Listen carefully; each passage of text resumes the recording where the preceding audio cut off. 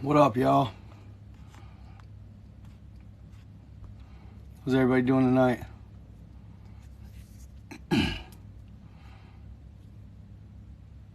Chicago. Nice. What's happening, SD? What up, Paul Jones? How you guys doing? Tired but happy? For sure. It's good to hear. Phoenix in the house. What's up? What's up? I got family down that way. Albuquerque. Nice. Yo, yo, what's happening? Leon? Genomes and the chicken eggs. Nice. What's happening, Phoenix? Beverly? Texas here. How you doing? Good to see you guys. Mars all day. Thank you. Thank you.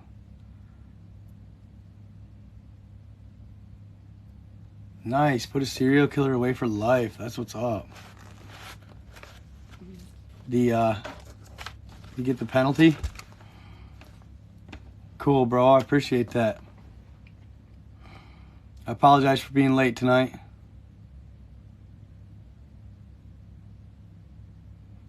Hell yeah. So you're an OG fan. Yeah, I'm a little late. One of my littlest dog got hit today.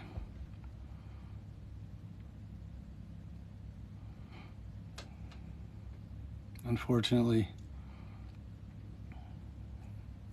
He's struggling, but he's still alive.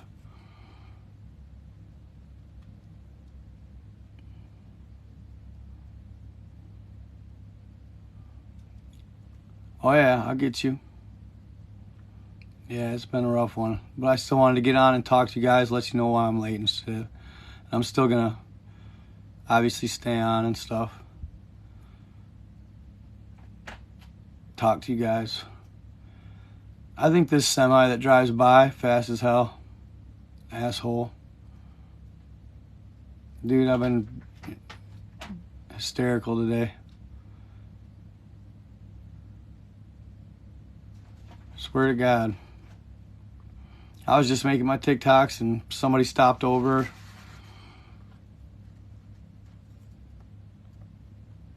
He was right under the table and then he got out and he never goes in the road. It's weird.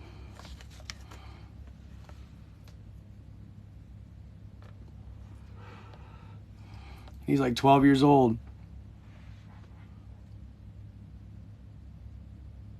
Your page is what made me get a TikTok. Cool. So I figured I'd get on, at least talk to you guys, kind of keep myself distracted at least, you know. It helps. No, I didn't hear what Biden said. Do me a solid, guys. Make sure you're hitting that like screen. Get my live out there. We're going to talk about Dulce, New Mexico, an underground. So 60 soldiers in 1979 lost their lives battling underground alien base.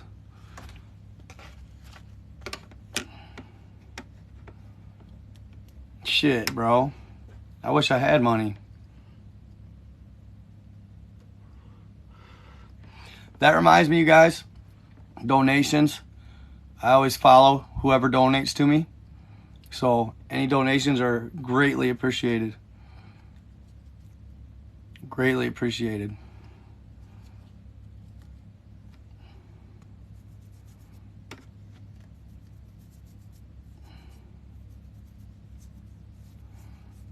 Thank you guys. I appreciate you guys a lot for that. It means a lot. It helps me out. So I'm about to get monetized on YouTube. Crossing my fingers. After this live, I should be at my 4,000 hours. So y'all check out my YouTube. I actually just posted a video on YouTube about a family who encountered a pack of werewolves. Supposedly based on true events. But I'm not, you know, that's at least what it said on the TV show I watched. That's a really cool story. I really suggest you guys check it out. A family. So somebody told me that they moved to Maine, but I had heard they moved from Maine to possibly Michigan.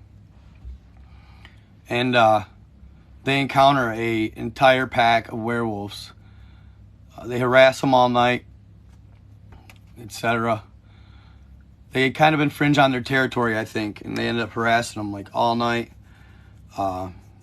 Yeah, it's crazy story. It's almost like the werewolves didn't even want to kill them. It was weird. It's like the werewolves didn't want to kill them, but they just wanted to scare them out of their territory, you know? Teach them not to come back. The kids actually found the den, and their dog was sniffing around the den, and I think it triggered the wolves. I mean, these wolves were wild looking. It's about an 8-minute long video, one of my longer ones, so hop on my YouTube and check it out. But tonight, what we're going to talk about on my live here is an account from Phil Snyder. Phil Snyder was an electrical engineer for the military. And he had some very crazy claims after he got out. Thank you so much, Hammer. I appreciate you. He had some crazy claims after he got out of the military, and he started blowing the whistle. Well, this is his story. And behind me is supposedly an actual picture from the scene, from the underground base that they basically break into. And it's supposedly a real gray alien. I'm not sure, you know, it's said that it's authentic. It may or may not be. But the encounter is crazy, y'all. The encounter is crazy.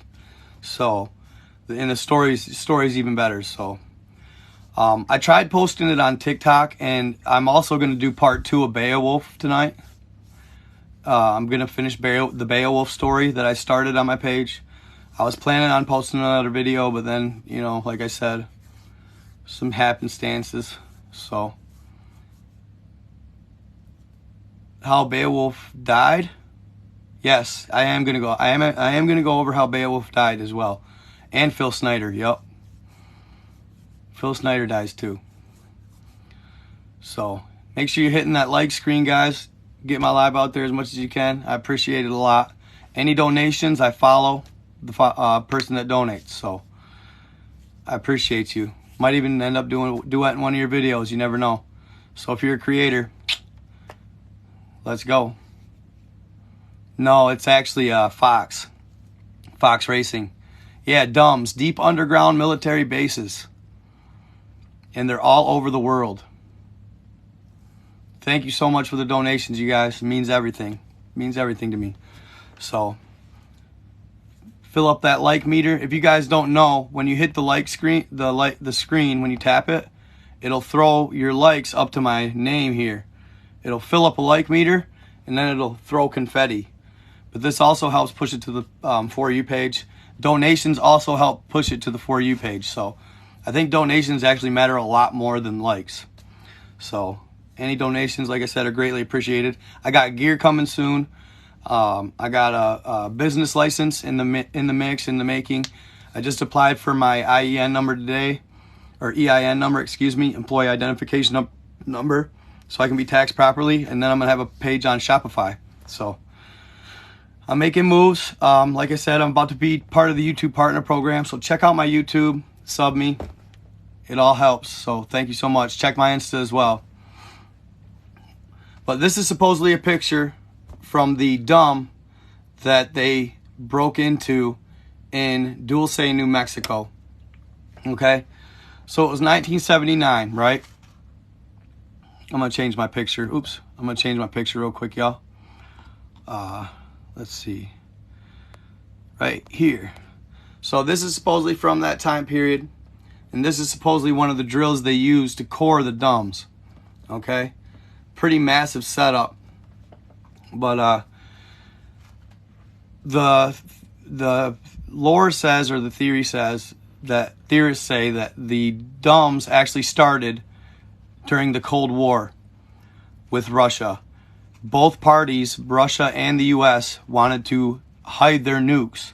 So they began digging underground and building the platforms underground so that they could open a hatch, send the nuke out, and then close the hatch as a way of stealthing the nukes. It makes sense, but when they started digging the DUMBs, they actually started encountering subterranean pockets with other beings, other type of creatures in them already. So this is Phil Snyder's story, as I said, based on true events. It was 1979, and they were in Dulce, New Mexico. They started digging a DUMB, and they were months into the job when suddenly, using a new sophisticated radar, I think it would have been probably ground penetrating radar. It is said that that didn't come out till 2011, but rumor has it they actually had it as far back as the 70s. They just didn't release it to the public until then. Okay, so using ground penetrating radar, they noticed that they were drilling over another cavern. Okay, well, this cavern they wanted to use as part of the military base they were currently building. So they lined up some explosives and they punched a hole in the cavern. Well, Philip Snyder, being the explosives engineer, was the first one on scene. Thank you so much for that heart, bro. Appreciate you. He had to be the first one on the scene because as the explosives engineer, he had to check to make sure all of these explosives detonated properly so that if they sent somebody else in, it wouldn't just, a dud or whatever, wouldn't ignite and explode, right? Thank you, Spiritual. Thank you so much. Thank you guys for the donations. So they line up the explosives and boom, they punch a big old hole into the cavern right under them. Well, being the first one in, everything was golden. Every explosive went off. But as he was lowering into the cavern, he noticed something odd, that it was already a tunnel built in it. There was already a tunnel built within the cavern. It was already occupied, in other words. Didn't understand it, but continued having him lower him down. He gets to the floor, and he notices a figure lurking in the shadows. It was lit, but every so often, and in between the lights, you know how you get the shadows sometimes in tunnels. Thank you, Benny Clark. Appreciate you. Thank you, Jay. I appreciate you, Jay Neat. Always on these lives, bro. I appreciate you a lot for that. So he notices this figure lurking in the shadows. And as he's looking at the figure, he not recognizes, but he notices a pungent stench. Just a terrible stench. It kind of shocks him a little bit. He's wondering what it is. And then suddenly the figure begins stepping towards him. And it's only about 10 feet away, this lurking figure. As it steps into the light, he can't believe what he's seeing. He describes it as a 7-foot tall gray alien, or pretty much a Zeta Reticuli alien. That's where they hail from. The gray alien approached him, and they're kind of standing like within a couple feet of each other, face to face. And of course, he's panicking, like, what in the hell is going on? That's when he notices 2 more figures in the background, 2 more gray aliens. So, in a panic, he reaches for his firearm. And I know it sounds kind of crazy, electrical engineer, why would he have a firearm? Well, at this point, they knew that DUMBs were dangerous, and they knew that you could encounter all types of beings, not just in creatures at that, you know. There's stuff that lurks in the depths, in the subterranean pockets. So he's reaching for his firearm, and he pulls up, and he gets the first one. That one drops. He throws to the second one, gets the second one. But by this time, the third one had drawn a firearm of his own. He described this firearm as advanced tech. As that third one pulled his, the third alien pulled his, he heard a beam plasma-like sound. Pew, pew. And it hits him, but it hits his trigger finger, his second finger, and his thumb of his shooting hand. So I found this kind of peculiar. The gray alien didn't go for to me, the gray alien didn't go for a shot to kill. He went for a shot to wound. He was just trying to disarm Phil Schneider. That's what I feel. Not 100% sure on that, but I would think that if they have that advanced a tech, they don't miss with that tech. You know what I'm saying? So, but anybody in that situation is going to shoot to kill themselves as a human, right? But the aliens know they're much more advanced than us, so he was just trying to disarm. But at that point, Phil's panicking, and a Green Beret, or a U.S. Delta Forces, otherwise known as, grabs Phil, and he pulls him to safety. But as Phil, at this point, he's firing also on the aliens, and thank you so much. The aliens finally start firing back, shooting to kill, and the guy who drug him to safety actually sacrificed his life for Phil Schneider that day. But at this point, panic has set in. They're calling all cars. The guys that were stationed there, which Phil recalls thinking it was odd because he started seeing Green Berets show up to the dump, to the digging of it. And he thought to himself, well, why do we need Green Berets here? It's just kind of a red flag, you know? Well, come to find out, this is probably why. Maybe somebody already had an idea or knew it. But anyway, a bunch of Green Berets rush into the cavern, and they start firefighting with these aliens. And of course, more ETs started coming out of the woodwork and firing back. I guess the battle went on for hours into the next day, with over 60 soldiers not making it out, and a large handful of Greys that for some reason were only wounded. Maybe I think they had this advanced stealth tech, but nevertheless, a bunch of them did end up dying from their wounds, okay? So I guess what happened was the U.S. Delta Forces pushed the gray aliens out of the underground cavern, and we took it over. But in the process of the fight, we discovered some advanced military tech, some super advanced military tech. Phil Schneider would refer to it as cloaking tech or stealth tech, right? This stealth tech is supposedly being used today. I don't know if y'all seen it. I have a couple videos on that. One of them's from a Chinese general, and he has a stealth blanket. Bro, I'm doing a live, dog. Who is it? I'm doing a live, bro. You gotta wait. You show up during my live, dog. You know I go live at 11 every night. Fucking people drive me nuts, dog. I swear to God, dude, people love to throw you off. They love to fucking interrupt your TikToking if you're getting anywhere. You know what I'm saying? It's just weird. It drives me fucking nuts. But anyway, they find this stealth tech, yo. They find this stealth tech, and they're using it to this day. Like I said, I got 2 videos about a third of the way down about a third of the way down I'm in a camper, y'all. Fifth wheel, nice size fifth wheel. A third of the way down my page, you'll see this 2 videos, okay? One of them was supposedly in Iraq, back in the early 2000s even.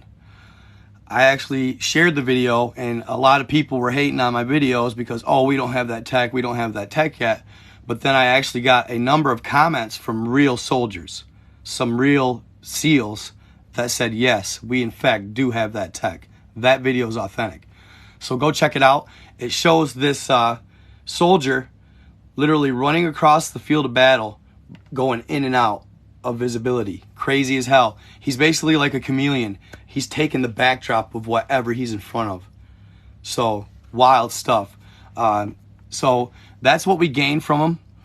And Philip Schneider, he went on to do many conventions and blow the whistle on why the U.S. and the governments of the world were not sharing the fact that there is aliens in existence. he would later commit, you know, by hanging, I think. But many of his followers said, in fact, that that's not the case. He didn't do that. It was one of them things. So that was in like 1996, almost 20 years later. So that's up to scrutiny, I guess, or that's up in the air. You all can research it and figure that out for yourself. But he went on to say, and this is back in 1979, fam, that all over the world, they have DUMBs, deep underground military bases. And there's a total of 1,500 of them, with 129 at that time being in the USA. Now, imagine what the numbers are like now. I'm saying at least double. 3,000, 4,000 underground military bases that they've dug. And I guess the funding for it was called the Black Fund. The Black Fund that not even certain government officials knew about. And I remember there was a TikTok a while back about how there was like billions and billions of dollars of spending in the military that was not accounted for. They couldn't provide a ledger of the inventory they gained. They figured this money was being spent on the DUMBs. I just imagine the type of stuff they found under there as they're digging certain caverns. It is said that in the Grand Canyon, the Egyptians had built into the wall of the Grand Canyon, a large shelter, if you will. And in this shelter, they found swords made of gold, all kinds of weapons made of gold, all kinds of relics and precious metals. And they found large caverns full of seeds. So they were prepared for something, and what they feel it is they were preparing for the flood. So it's said that these civilizations actually went underground and avoided the flood. In ancient native lore, you can actually look and see stories of when the flood waters resided, how they popped out of certain holes and caverns. One of them said to be in Flagstaff, Arizona. In Flagstaff, it is said that there's an entrance to these underground tunnels, okay? So I'm imagining when they do these DUMBs and they dig these bases, they're popping into caverns with sometimes they're finding stuff like these Egyptian caverns, right? I don't know if you guys saw the story either about the gentleman in Cali who found a bunch of underground tunnels under the entirety of, like, I'm not saying all the state, maybe the San Diego area, stuff like that, but they were miles long tunnels. And it is believed that when they went into these caverns, they found great national treasures, all kinds of amazing relics. But the hieroglyphs that they read talked of the flood, and it talked of how these beings, which it is said they were the reptilians, that they burrowed underground when pushed away, not only preparing for the flood, but ancient civilizations weren't too fond of the reptilians, so they got pushed back under the ground. And they lived still to this day, it's said, in the underground pockets, the subterranean pockets. Now, a while back in Iraq, it is said that a soldier had an encounter, okay? And this encounter was with a dog man, right? A wolf, a werewolf. It was a infant werewolf, probably like would be middle schooler to us in that age. I'm not 100% sure, you know, it hasn't been verified, you know, in the outlets and all this stuff, but nevertheless, it showed videos of this werewolf, said werewolf, and they took it out. They killed it. And they still battle them to this day. It's said, too, that all militaries digging dumps are battling other entities to this day, y'all. So, crazy stuff. That story I tried to share, but it didn't go or didn't post. But, you know, you can't win them all. But there's some more pictures. The soldiers' accounts were never put public. It's never been released to the public. Luckily, Phil Snyder was the one that blew the whistle on that. Thank you, Hammer. I appreciate you for that, real. For real. So, that's a pretty wild story. Let's go to Beowulf, and then after Beowulf, I might have some more stuff for you guys. I'm thinking about talking about that family that had the encounter with the werewolves. That's a pretty crazy story, and supposedly based on true events. I was going to kind of maybe save it for Halloween, but I got it fresh in my mind, so I'll run that. I have all kinds of alien stories too. So whatever you guys would prefer to hear. So Beowulf, y'all. This is a cool story. It's Anglo-Saxon mythology, right?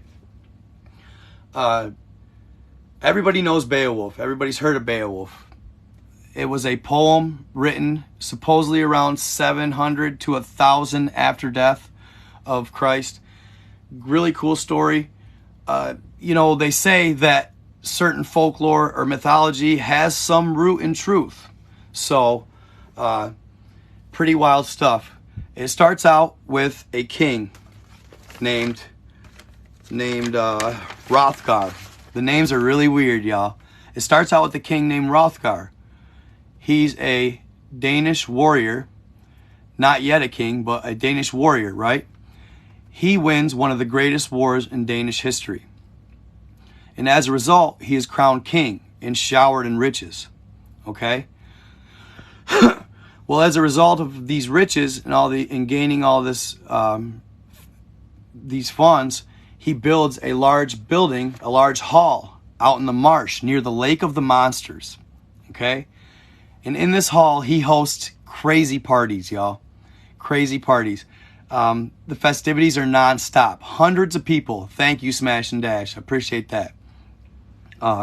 Hundreds of people in these halls, and the party's endless. Okay? So he doesn't realize it, but when he moves in to this marsh, there's already somebody inhabiting the marsh. And that is a monster known as Grendel. Now, they label him a monster, y'all. But is he? I question that whether or not he was just a giant. Okay? I question whether or not he was just a giant. Well, Grendel continuously, day after day after day, hears this music loud, ring in his ears, and he grows angry. So angry that he rages and just loses it. So on this certain gloomy night, the hall is just as it usually is, packed, people drunk, hanging out, partying, having a good old time. Well, suddenly, even over the music, they hear a loud roar from the mountains nearby. And the music just stops. Everybody in there, quiet. You can't hear nothing. You can hear a pin drop. And then again, a loud roar. And Hrothgar begins to panic. Well, no sooner does he kind of start getting his soldiers around to see what's going on, he hears a bang on the door. Boom! And then another. Boom! And then a third. And the door blasts open. Boom! And it's Grendel. Now, he's a hideous beast. Where's this picture? Let's see here. I'll just run this one. He's supposedly a man-eating monster. All right? Well, Grendel busts the doors in, and he don't even ask no questions. He doesn't say a word. He just starts tearing it apart, including the partygoers. He's biting them, tearing limbs off, crazy stuff, and even consuming some as he goes.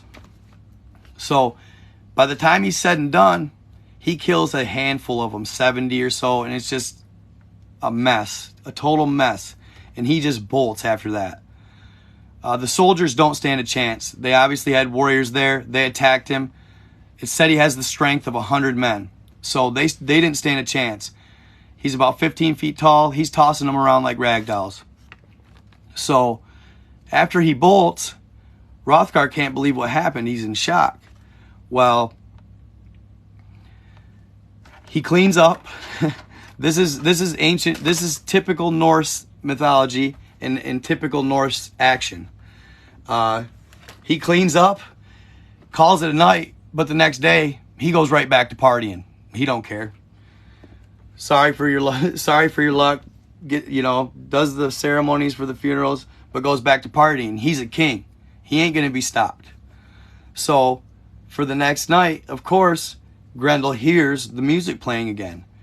He heads back down there. They hear a roar, same thing, kicks the door in. But this time they actually reinforce the door with 3 slats of large, thick lumber. Well, he takes a few more whaps, but he gets in regardless. Does the same thing. Then Hrothgar cleans up again, starts partying again the next day. This happens over and over again. And finally, Hrothgar's had enough. So he tells one of his soldiers, "We need Beowulf."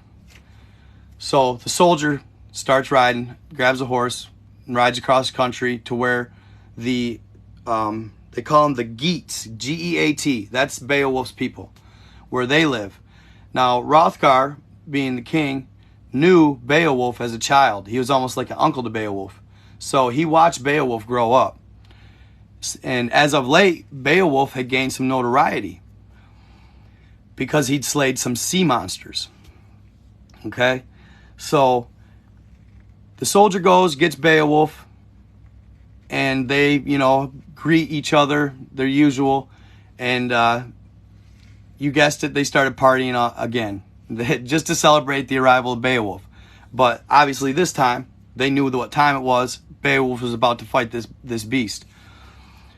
But before the battle ensues, before the partying continues, Beowulf proclaims to people that since Grendel isn't a warrior, since he's not a typical warrior, since he wields no weapons, he would fight Grendel without weapons. And the whole crowd is looking at each other like, huh? And then all of a sudden they just burst out and roar like, get him, So he sheds his armor and drops his sword. And he's basically just in his scuddies, y'all, getting ready to have this great wrestling match with this beast of a monster. But as they're partying, a gentleman named Unther calls Beowulf out for his arrogance and tells him, "Didn't I just hear that you lost a week-long swimming match with your counterpart Becca?" Beowulf had grown up Brecca with an R. Your counterpart Brecca, he basically grew up with Brecca. They were like always competing, etc.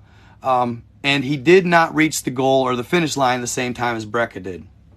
But he proclaims that, yeah, I didn't finish at the same time as Brecca, but on the way, my journey was much more heroic. I slayed 9 sea monsters. So, and mind you, it says he's in his armor while swimming for this week-long venture, right? So he's obviously probably like a demigod or something like that, is what they're trying to allude to, a Herculean being. Because he, who could swim in a full body armor, sword in hand, and take on all these sea monsters. So the crowd obviously starts roaring because he proclaims he killed all these sea monsters. And the noise gets louder and louder. And once again, it causes Grendel to rage. Well, sure enough, they hear the roar. It gets quiet. And everybody stands back. And Grendel comes up to the door. Boom, boom, boom. Kicks it in. And he sees Beowulf. And Beowulf basically says, "Let's get it, big boy." And they start getting it. And they're battling. And Beowulf's actually holding his own pretty well against Grendel. But Grendel is actually getting the upper hand for quite a while. He's throwing Beowulf around, and Beowulf starts to kind of get scared. But eventually, he catches him in this arm bar, and Beowulf rips Grendel's arm clean off.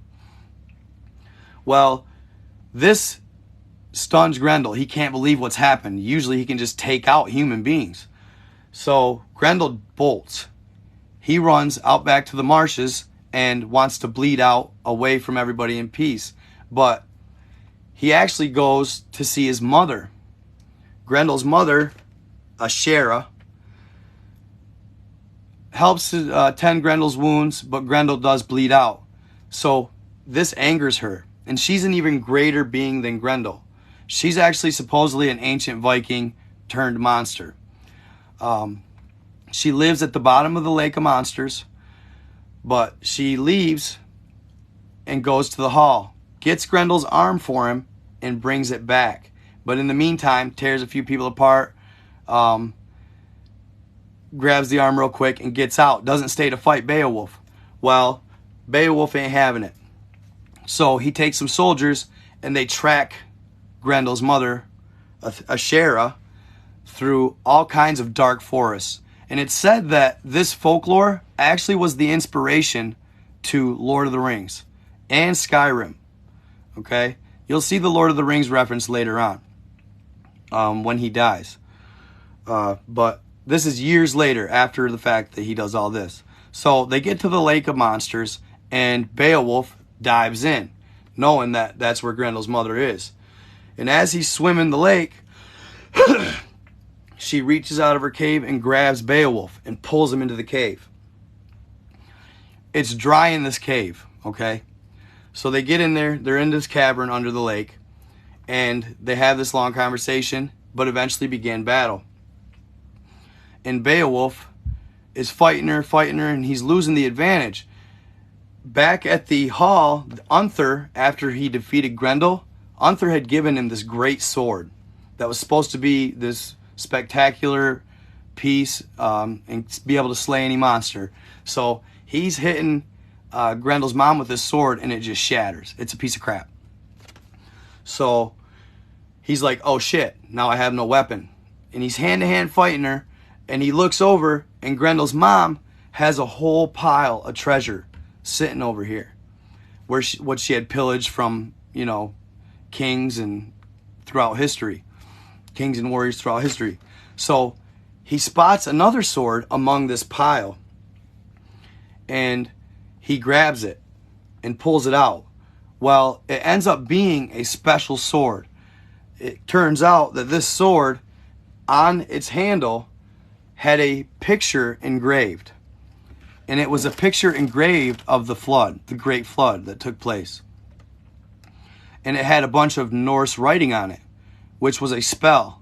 So this sword begins to glow, and he realizes there's something special about it. It's magical. So he slashes her with this sword, and it works. He kills Grendel's mother. And after doing that, he gives a loud battle cry, walks over to Grendel, picks him up, and chops his clean off as a souvenir to take back to the king. Well, for some reason, as soon as he does that, the sword dissipates and it just falls to the ground. But he won the battle, doesn't matter. He takes the souvenir back to King Hrothgar, and King Hrothgar showers him in riches. They party for days, and eventually Beowulf leaves. He heads back to his home country. And once he gets back to his home country, he gives his king a bunch of these riches. And the king gives him a large plot of land, a beautiful place to live, and basically sets him up for life. Well, a few years after this, Beowulf becomes king of the Geats, okay? And while he's king, a nearby mountain houses a dragon. And just like Lord of the Rings, a hobbit sneaks into the dragon's lair, and he steals some of its gold. Well, the dragon knows every piece of gold it has, so he notices that his gold is gone. But the hobbit's long gone by then. So as a result, the dragon gets fiercely angry, and it starts flying over every town it sees and burning every one of them in hopes that he would get the hobbit that took his gold. Well, he eventually flies over Beowulf's house and burns it. This angers Beowulf. So he hunts the dragon down, this is years later, and begins fighting with it. He's fighting with the dragon and he's losing. His swords aren't working, his weapons aren't working, the soldiers around him are dying. He can't seem to beat this dragon. Well, all of a sudden, this young kid, everybody's basically abandoned him. He's alone. Like, basically everybody thinks they're doomed. And Beowulf's alone fighting this dragon.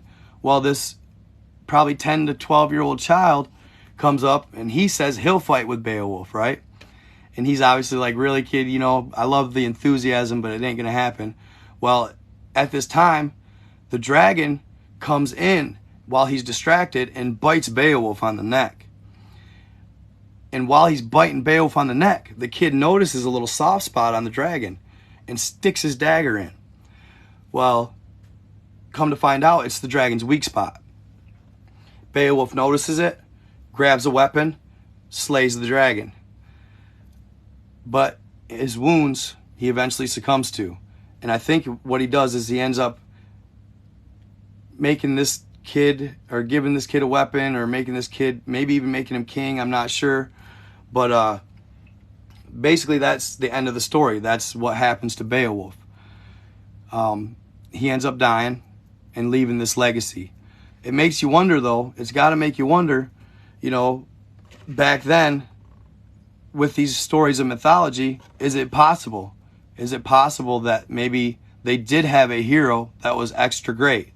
Maybe he was a demigod or a deity of some sort on Earth and was a great warrior. It's hard to tell, but I do believe that the first scenario with Grendel could have just been a giant, 15-foot tall giant. Giants were known for eating people, and they lived all the way up to the 1900s. So, you know, you like to think that it's possible. But either way, a really cool story. That's kind of the legend of Beowulf. I know you've all heard that story, or at least heard of Beowulf. I just thought I'd try my hand at some mythology. I was planning on sharing part 2. I think my video really struggles because I don't have a part 2 up, unfortunately. But I will share part 2. I'll finish the story. But would you guys like to talk about, here, hold on. I want to get on my TikTok on this page. I want to go through and look at some of my videos real quick and maybe talk about a few of those. Would you guys want to hear the werewolf story about the family that encounters the werewolf, or no? People seem to really vibe with the alien stories. Shorty was with me and I got it lit, but I heard she be shit. Okay. Hold up here. I want to turn this sideways real quick and fast. Look at my, no, this is my backup page. Search, and then I'll tell the werewolf story, right? But I'm gonna also, oh shit, wow, I can watch myself live. Ha, that's weird. Oh shit. Well, there's a little lag. I can watch myself. Okay, because there's a long gap there where I didn't go live, y'all, and I missed a lot of content to share with y'all on live. So I never did share the Marilyn Monroe story with y'all either. Marilyn Monroe, how she supposedly knew some top secret alien information, and that's why she passed away. It wasn't a suicide, in fact.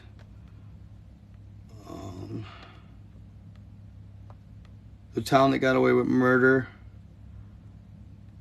why the Titanic never really sank.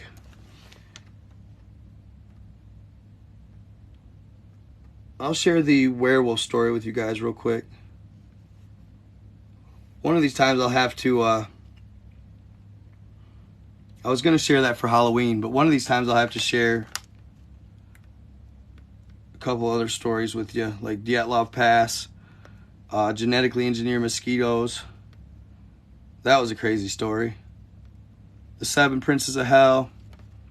Oh, this was a good one too. Remote viewer. Declassified CIA documents talk of an underground alien base. I'll have to watch that one again. Thank you for the money. I appreciate you guys. Appreciate you for that. Okay, so I'm going to share the werewolf story. It's like 8 parts long, but I recall most of it. Pretty good story. Pretty wild stuff. There's also the Indian Lake Project. That's a crazy story too.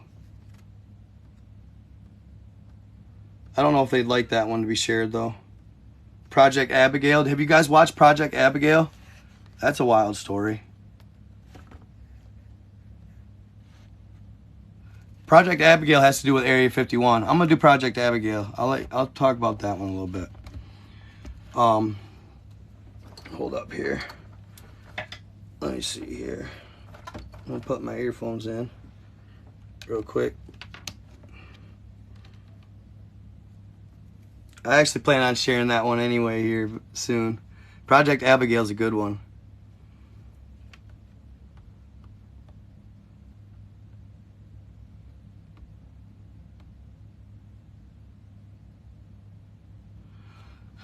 So Project Abigail, it started in just after World War II, okay?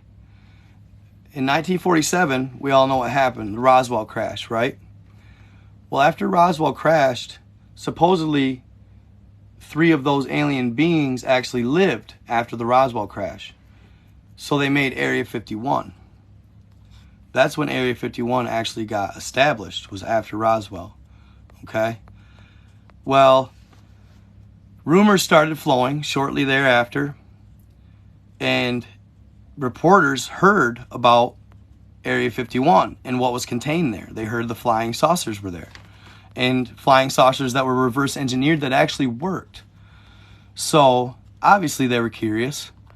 They were curious, so they would regularly be standing outside of Area 51's gates waiting for employees to come out. Okay?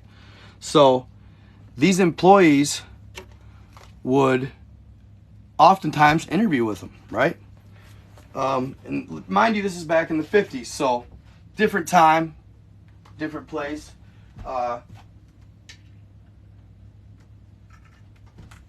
They were generally pretty courteous to the media. Oh, shit. Hold on.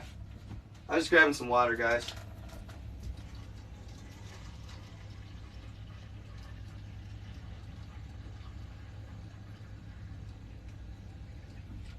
I like my water.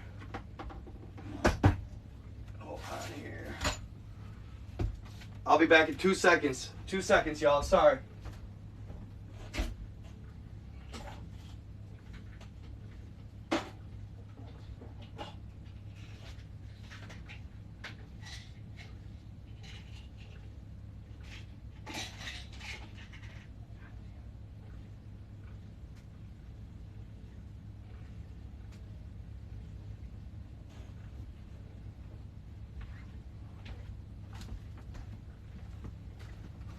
I have a minor headache. I apologize. Probably stress. Stress. Hoping the little feller makes it through the night, because it's said that if they make it through the first night, there's a good chance they'll make it. He was rocked hard, y'all. Rocked hard. He was rocked hard, dude. And it sucks because it was my sister's dog, you know. So it sucks the worst about it. Took my eyes off him for 2 seconds. He never goes in the road either. Just weird. It's like sometimes I swear, dude, if it can happen to me, it will. Like, it's like, what the hell? But, anyway, stay positive. So, Area 51 is established, and the media constantly would wait outside the gates of Area 51, and they would ask employees a bunch of questions. So, the employees would oftentimes answer. And after a series of questions, a bunch of the reporters kind of correlated a certain account that multiple employees shared, okay? And this account is different. It's weird, y'all. So, this account was after World War II, after Roswell, early 50s, late 40s. But after World War II, this big super soldier craze started because the Germans were trying to create super soldiers all of World War II. So, in turn, other countries started doing experimentation with super soldiers. Make sure y'all hitting that like screen. This is a cool story. Again, any donations, I'll follow you after the live. So, they begin human experimentation. They offer this to a bunch of soldiers, but the soldiers all say, no way, we don't want to take part. So, a certain scientist there, he's a pretty renowned scientist. He offers up his daughter, Abigail. Abigail, not knowing what really she's getting into, agrees. Thinking, wow, I could be the next Wonder Woman, you know? So, even though it didn't seem right,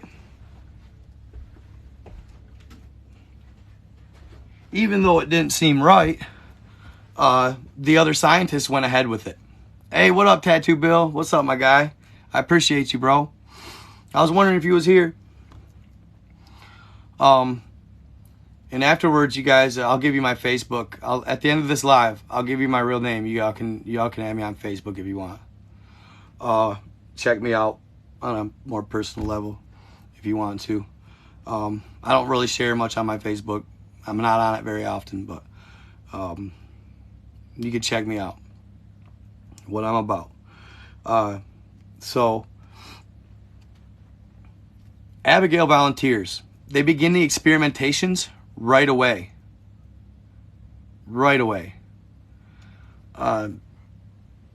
Waste no time. They begin injecting her with all kinds of serums. At first, the results are somewhat positive, but it doesn't take long before Abigail turns into something that they weren't planning on her turning into, okay? So I'm going to go grab a picture of her real quick because I know I got one way up top somewhere. It's a pretty crazy stuff. This supposedly isn't a picture of her, actually, but this is the said picture used for the story. Hold up. It's pretty crazy.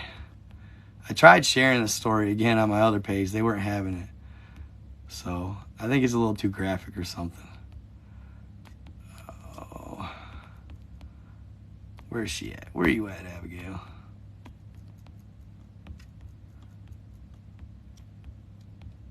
I'll show you the picture. I'll actually just share the picture of her right here. Bah. Oh, it's sinking. I hate when it does that shit, yo. Here, I'll just screenshot it. Bop. Bop. Hold up. Here, I'll just screenshot it. Bop. Bop. Hold up. Hold up. There it is. It'll be blurry because I had to shrink it down, but you can see her face and everything is starting to become deformed. She loses all of her hair and basically becomes this horrendous, like, monster, and grows deformities, all kinds of stuff. And the biggest thing that happens to her is she grows super freaking hungry, and nothing can satisfy her hunger. They'll feed her pounds a day of food after she's fully changed, and it doesn't matter. It don't help. So she turns into this horrendous beast, and the father, he can't live with what he's done. So he ends up leaving a note to his colleagues saying, please, regardless of what my daughter becomes or what she is, take care of her, and takes his own life. Well, his colleagues don't really do anything for her. They can't figure out how to take her out. She lives through almost anything, right? So they decide they're going to put her in this room at the back of Area 51, okay? And they're going to starve her to death. So they quit feeding her. Well, this makes her really, really angry, y'all. So angry that she just screams and screams and screams constantly, until finally one day she gets so angry she breaks the door open and she gets out. The soldiers rush in and they try and take her out. It doesn't work. She takes out 4 of the soldiers immediately. Well, eventually she's running through the halls. She's eating them and everything, you know, like all kinds of grotesque stuff. She's eating them and everything. Well, eventually they get her subdued, and they get her back in the room that she was locked in the first place.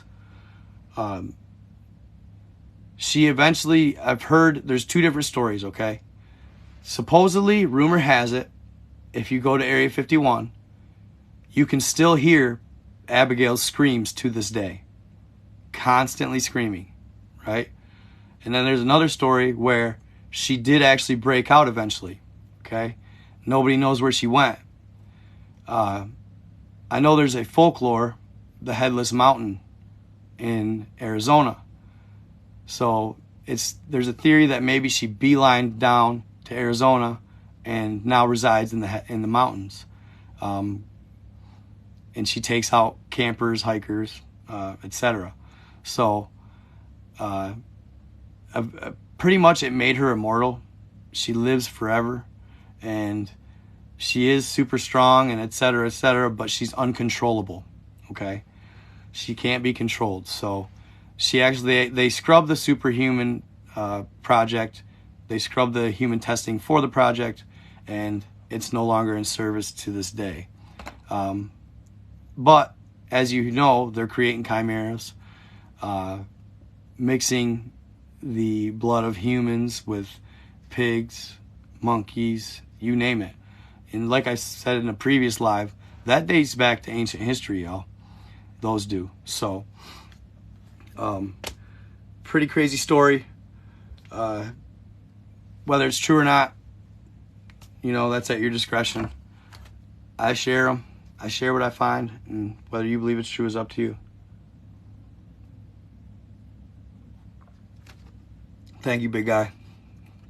You're a good man, Tattoo Bill. You're a good man. So, the werewolf story, y'all. This is a crazy one. I got a werewolf one, and I got another really weird story I could share with you, too, after that. Okay? So, the werewolf one. This father and mother were both working and living, and I thought the story went Maine, okay? Somebody told me that they end up in Maine on my YouTube. Either way, the stories is, you know, there's werewolves in Michigan, there's werewolves in Maine, all right? Actually, Michigan was one of the original grounds for sightings of the Dogman. So, they moved to Michigan after the father gets injured at work, and the mother has to go back to work to make up for the father's loss. He hurts his back really bad. He hurts his leg really bad, so he's got a limp. they have their daughter who still lives with them. The son, the oldest son, has moved out. So they move miles away from where they're from. The daughter's probably 16, 17 years old. And they move into this old farmhouse that they got for a song. They couldn't believe how cheap this farmhouse was. A beautiful piece of property, like 20 acres. They were in heaven. They thought, man, we won big time on this property. So, not realizing why it was so cheap, you know, they started kind of walking around. There was trails throughout the woods. The son actually comes home to help them move in. So the son and his girlfriend are taking the dogs for a walk on the trails throughout the woods. And they come upon what looks like a large den under this big tree. It's a massive tree with a huge root base. But under that tree with the root base over top is a den, like yay big. They couldn't believe how big this den was. I mean, there's fox dens and coyote dens. That's about as big as you see in Michigan. Damn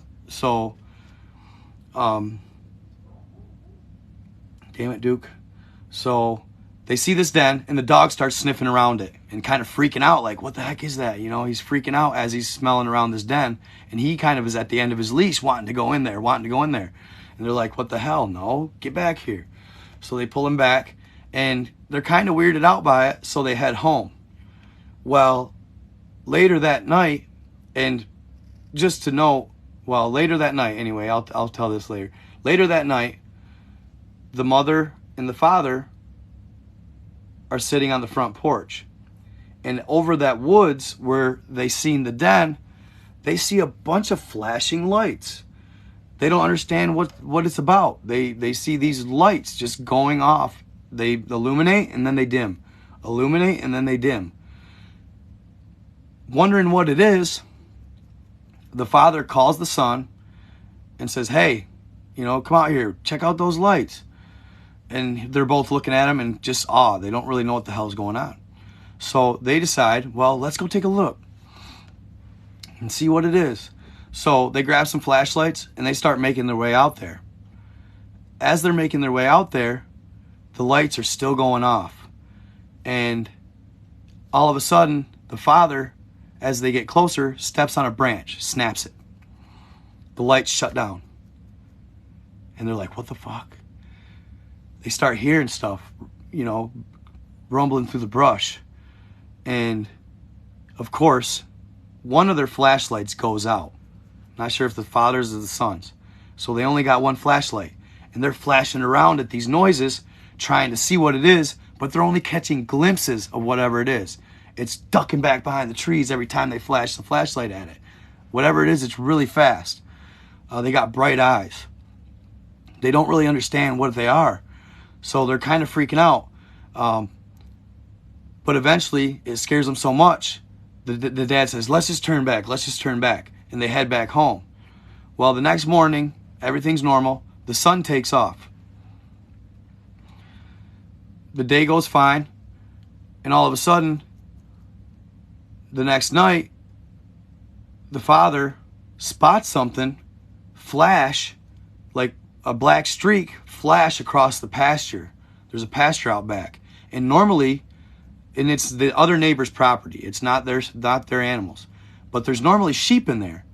But for some reason, he noticed the sheep were gone. They weren't there that night, when normally every night he sees these sheep.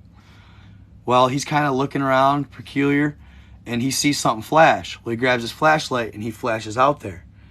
And all of a sudden, he stops. And there it is. It's what looks like a wolf. It's on all fours.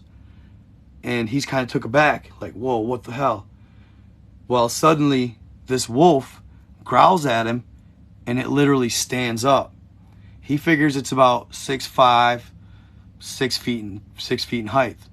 The wolf suddenly stands up, and it starts making his way for him. He's dumbfounded. He don't know what the hell to think. He's the first time he's ever seen anything like it.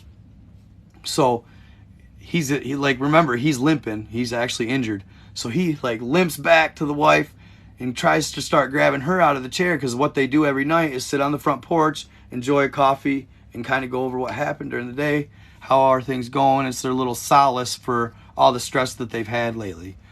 So the wife was sitting on the porch, and he starts grabbing her. We got to go inside. What has gotten into you? What has gotten into you? Let me go. She's kind of a stubborn son of a gun. Throughout the whole story, it drives me nuts.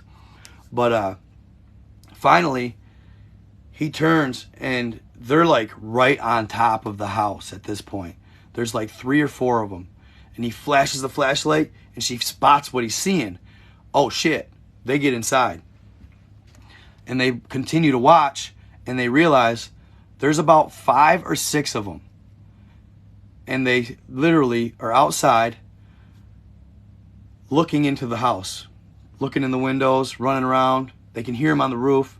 And then all of a sudden, it stops. Well, they notice that they're sitting out under this willow tree out in the field. And they're in this little huddle. Weirdly enough, they're in this little huddle, and they're kind of going, leaning back and forth, growling, kind of wobbling, doing like almost like a little, like, I don't know, like a strategic thing, or if it's like a pack thing. They were all just in this huddle under the tree.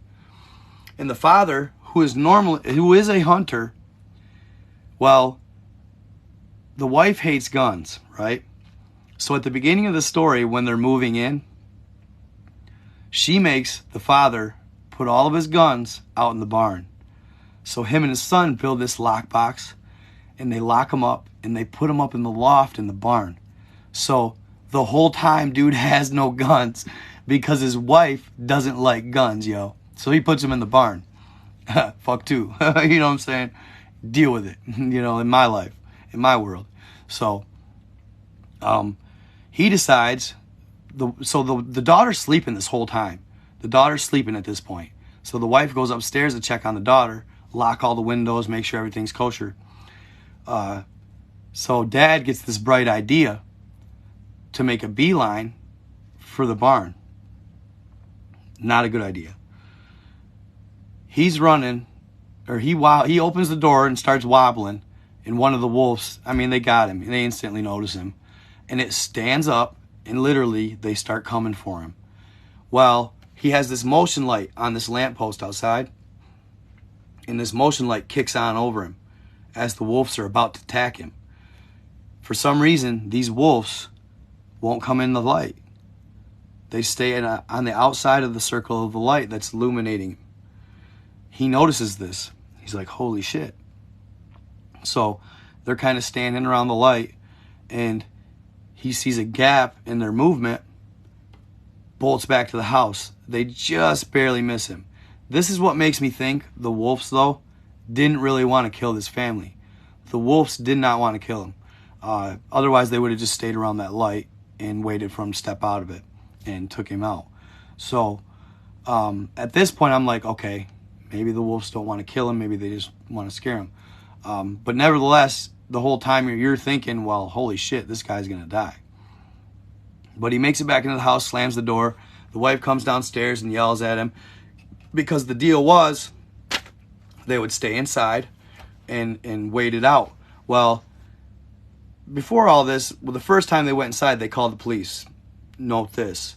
They called the police, and the cops said, well, has anybody attacked you? But at first, when they told him what it was, the werewolves, the cop got dead-ass silent. Like he already knew what was up. Like previous owners had called them before. And they weren't having no part in it. Don't matter. They weren't coming out there to help. Period. Like they'd already dealt with it. They know what's up. They ain't fighting no werewolves for nobody. So they're left high and dry. The cops don't come save them. They never show up. They waited out. Again, the wolves, they barrage their house. They're on the roof, tapping on windows, messing with them all to boot. But nothing ever comes of it again, and they disappear. Well, hours and hours later, the mother goes back upstairs to hang with the daughter, and again, the dad thinks he's going to be some kind of hero. He gets his truck keys.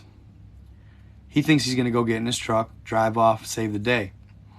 I'm sorry, but myself, I'd never, I mean, maybe he was planning on pulling up, picking the fam up, but man, I would never leave my fam. So I thought it was kind of a weird move, but who knows? Maybe he's one of those guys. He picks his keys up, and while the wife made him promise again not to try anything funny, he decides to make a beeline for his truck. Of course, he gets to his truck and he bobbles the keys. The wolf spots him, and they run, and one of them, just one of them this time, runs right at him. He stops at the fence line. Thank you, bro. Appreciate you. He stops at the fence line, and he's looking at the dad. Well, the dad stands up, and I mean, this wolf's right here, y'all, right in his face. He's growling, drool coming out of his mouth, like, bitch, you better not try it again, you know. But once again, the dad's standing in light. He had another motion light over his truck, so he's illuminated, and the wolf isn't attacking. So he runs through the other light in the yard, runs back inside. He doesn't get out in the truck. After that, all night, these wolves, they didn't let up. They're beating on the door, beating on the windows, maybe even shattering some of the windows, climbing on the roof. At this point, the daughters woke up, and they all literally go in her room, lay in her bed, and they got like knives and like for fire pokers, and it's comical what they have. And as they're sleeping, the dad has a dream that one of them comes through the window and stands up next to the bed. But then the next day, they wake up and it's daylight. They look outside, the wolves are gone. They can't believe it. They're still alive. They report it, they talk about it, and they talk to some locals, and supposedly it happens every so often there. And apparently around that time, there was a massive amount of UFO sightings, lights in the sky. People reported them all over the state that day. So a lot of people, a lot like Bigfoot, are associating werewolves with the sightings of UFOs. Now, it's said that the gray aliens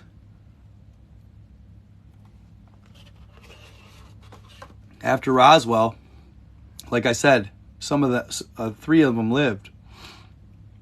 It's said that one of them lived with them for a long time, a few years after, and helped them reverse engineer the UFO.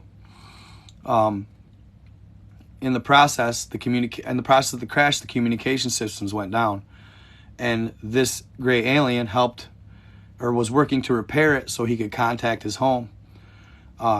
Never got it repaired, but showed our engineers what needed to be done.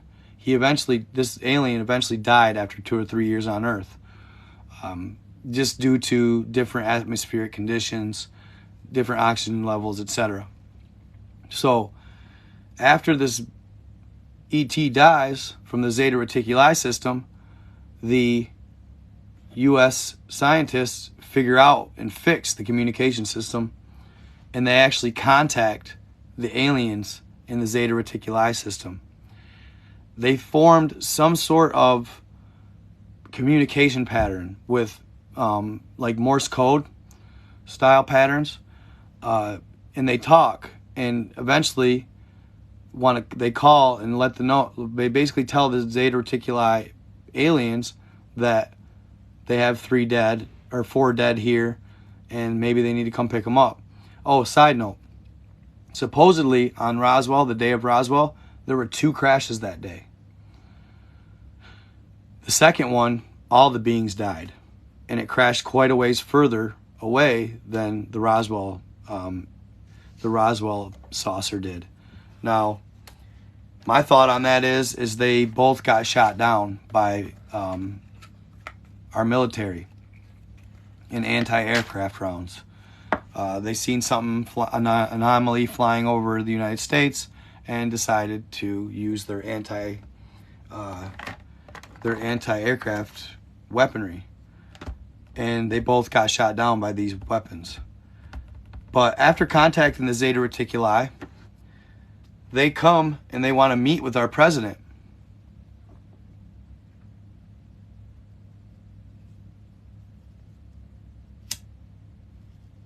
You really believe that?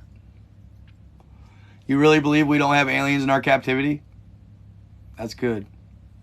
I promise you we do. I guarantee it. What makes you think they tell you? What makes you think they tell you? It's funny how people like average citizens think they're entitled to information. It's not in the news, so can't be true. Like, wake up. Wake up. I can't stand that. I'm sorry, guys. I'm usually not like that, but it just drives me nuts. People need to wake up.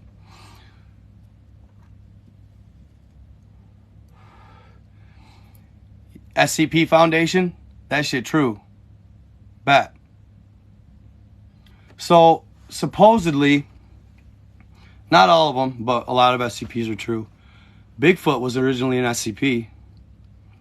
Yo, I've actually been thinking about a lot lately doing a story of the Headless Mountain in Arizona.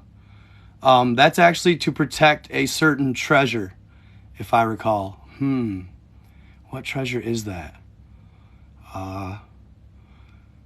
It's a legendary treasure. It's a legendary treasure. SCP. Secure, Contain, and Protect. It's the SCP Foundation. It's a government entity. The Lost Dutchman's Mine. Thank you, Brad. I appreciate you on that. Good looking out. The Lost Dutchman's Mine. Yes. And they say that anybody who looks for this treasure, the Lost Dutchman's treasure, they end up finding dead in the mountains. If anybody's seeking it out at all, they find them headless, and they find their bodies nearby, usually in an odd position, with their credentials, like their wallet and any type of identification, sitting in a neat pile nearby. Okay? Well, one of them, I recall, they even set the head up to look down at the body, yo. It's said that the ancient Indians that live in the mountains there actually know and associate with the said beast that's doing the beheading. And there's a portal there that leads to Middle Earth, okay? And that these beasts come from Middle Earth, or Inner Earth, and they protect the Lost Dutchman's treasure. So I believe truly that the Lost Dutchman's treasure is being protected by giants. That's my opinion. That's my opinion. So, who knows? Could be Bigfoot. It could be similar to like the Dyatlov Pass. But there's also a headless pass in Arizona. Same type of thing. There's a large amount of gold. There's a vast Galactic Federation. I'd say yes, I do believe in the Galactic Federation, bro. Yes, I do. Like the Ginger Giants, yes, Nephilim. Are you kidding me, bro? Look up the accounts. There's a number of deaths that have happened at Headless Mountain, bro, that have been factually written in stone, like on paper. Look them up. Who killed him then? Somebody beheaded him. Clowning, bro. You clowning, bro. You just mad.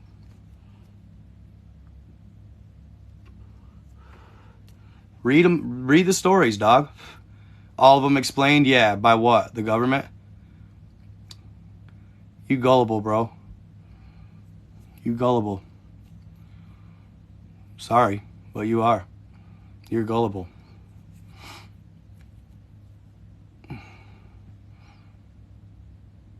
Even if it was, somebody did it. Yes, Jackie Gleason. Yeah, he saw aliens. He was really close to Richard Nixon, right? So Richard Nixon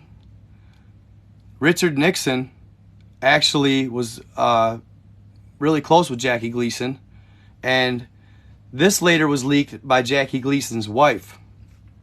Jackie Gleason was really, really into aliens. He loved the lore, and he always wanted to see one. Well, Richard Nixon and him became close during Richard Nixon's tenure as president.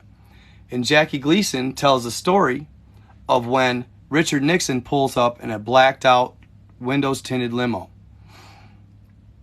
And pulls up to his house, gets out, and says, "Hey, Jackie, take a ride with me, bro." He hops in, and they take off. Well, supposedly Nixon, it said, takes him to Area 51, okay? And in Area 51, he shows Jackie Gleason everything. All the craft, even some of the bodies they have, the hovercrafts, the circular crafts, the Roswell crafts, everything, okay? And he's not supposed to do that, y'all. You ain't supposed to show civilians that type of stuff, even if he is a super famous actor, right? Well, Gleason makes a mistake, right? He goes back and tells the wifey. Later, I think they get divorced, if I'm correct. And after they get divorced, wifey spills the beans that Gleason told wifey.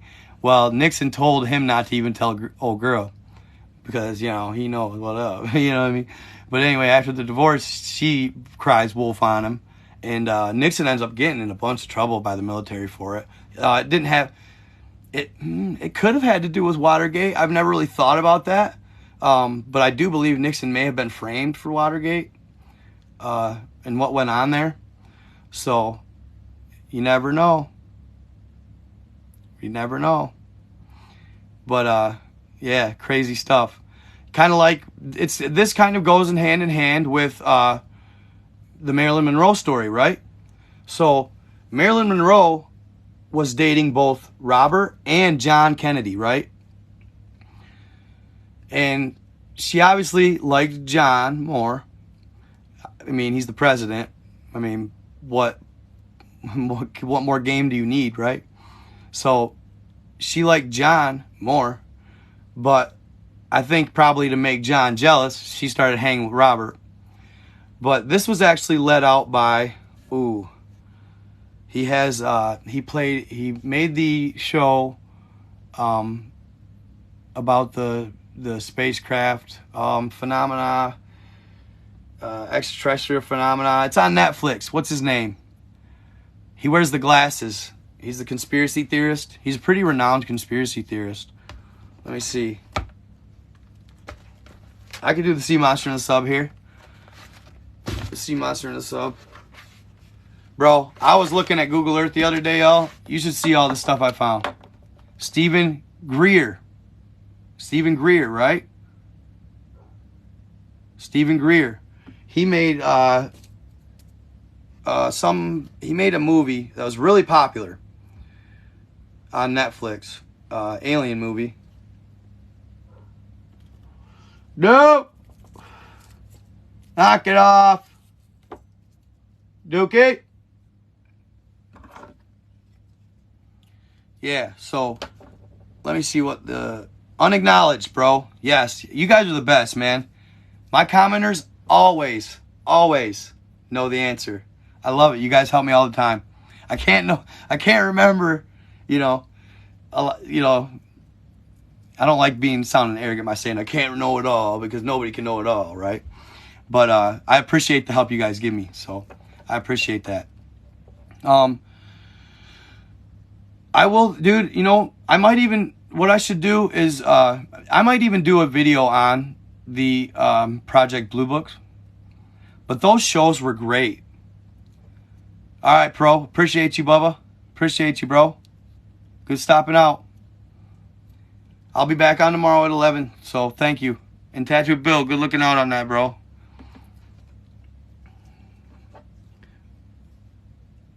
Do you do tattoos, bro?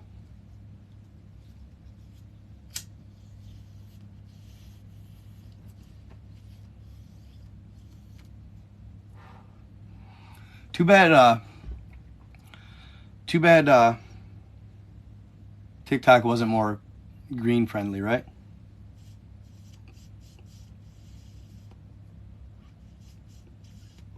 I saw this dude the other day, bro. He was a popular creator too. People in his crowds, right? Nice, bro. Nice. People in the crowd, bro, they would call out like a universal, they'd call out like a community dab hit, right? And everybody would lean, he'd lean down, blow that bitch out, and everybody in the comments would be doing them too. I thought, that's live, bro. That's live. I'm scared to do it though. I'm scared to do it. There, I'm already on a tight leash, yo. So, Stephen Greer, right? In Unacknowledged. Hell yeah. Got to. That was actually my job before I started doing this, my creating. And I still do it on the side. Bro, if I could go live and show y'all something, you guys would shit what I do. You would shit. I'd get thousands of donations, bro. If I could go live and actually, like, if there was like a talk that was like I said, like a side of talk that was friendly to it, I would love, dude, it would be such a cool thing for me to be able to go live and share my knowledge there. Because I'm actually really, really good at it. I got one with 3 right now on it. You know what I'm saying? Like 15 feet. Big. Phil Schneider, check it out. Check it out. Yeah, see, and I don't even do it on Instagram though, bro. I know Instagram's friendly with it, but I don't share it with this platform. I try to keep them like separate, just because some people like it, some people don't, but it is what it is. I was hoping that when I first joined TikTok, it would be that friendly.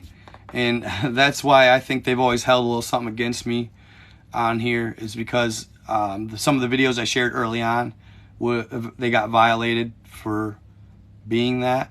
And I was digging through my TikTok one day, and I found all my violations, and the original videos were still showing that I had originally violated on with that.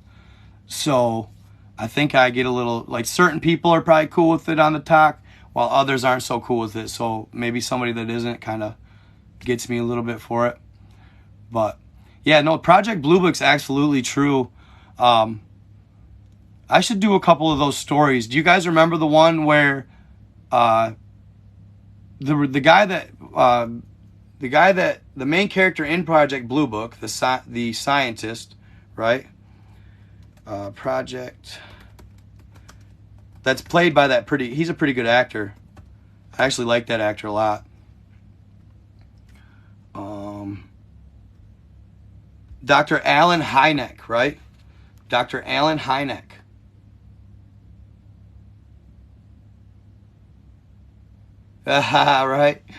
Right? Be scared to have any close your eyes. Yep, Dr. J. Allen Hynek, right? And then his partner was a captain, a military captain, Captain Michael Quinn. And this is all based on true events, you guys. Project Blue Book was actually established by JFK. JFK is said to have wanted to release, this is back when he was a senator, right? I'm pretty sure. This wasn't when he was prez, but when he was a senator. Okay? What state you in? Michigan. But he established Project Blue Book with the Air Force because all kinds of paranormal extraterrestrial phenomenon was going on. So he established Project Blue Book to study and basically act as not a Men in Black, because we're still around and still the Men in Black were still investigating the same things that they were. And they actually have quite a few run-ins with the Men in Black when they're investigating. Sorry, real quick, I gotta plug this in. They actually ran into them often on the investigation trail. They found amazing stuff, you guys. Does anybody recall the episode where they were on a ship, right? A Navy ship. And they kept having a weird phenomenon. That while they were on this Navy ship, the Navy sailors claimed that every night at the same time, the same point in the route, this ghost ship would appear. Okay? And it would appear off in the distance. Well, nothing would show up on their radar. So it was really weird. They didn't understand what was this ghost ship. They never approach it until Dr. Hynek and the Captain Quinn are on the ship as well. And they say, well, let us board it. So they take the Navy ship's little schooner, or whatever you want to call it, little puddle jumper, and they buzz over to this ghost ship. They get on this ghost ship, and it looks a little tattered, beaten, ran down. And they start walking around looking, and it's pretty quiet, nothing going on. And they start making their way downstairs, and all of a sudden, this guy just jumps out of the blue and screams like, what the fuck is going on, blah, blah, blah. Well, it was a Japanese fella. And this Japanese fella was utterly confused, but did explain that this has happened to him before. He said that on certain nights, while he's sleeping, the boat will suddenly start shaking. And he'll hear this noise. And all of a sudden, there'll be this large flash, and he'll end up in these waters. And I think they were in Atlantic waters. So you're talking, he all of a sudden just teleports from waters in Japan all the way to waters in the Atlantic. And eventually, like clockwork, he'll teleport back. So by morning. So after a while, I think he just kind of accepted the fate of what was going on. But this time, Dr. Alan Hynek and Captain Quinn were there. Well, all of a sudden, the Japanese fella starts talking to him, saying, here it comes, here it comes. And they're like, here what comes? And he goes to the starboard shot, port's right, starboard's left. It was the port side, or port's right, left, starboard side. Okay, he goes to the starboard side and looks down, and all of a sudden, through the water, you can see this glowing mass approaching the boat. Well, said mass dives right before it gets to the boat, completely soundless, completely quiet, and flowing through the water with ease, barely displacing it.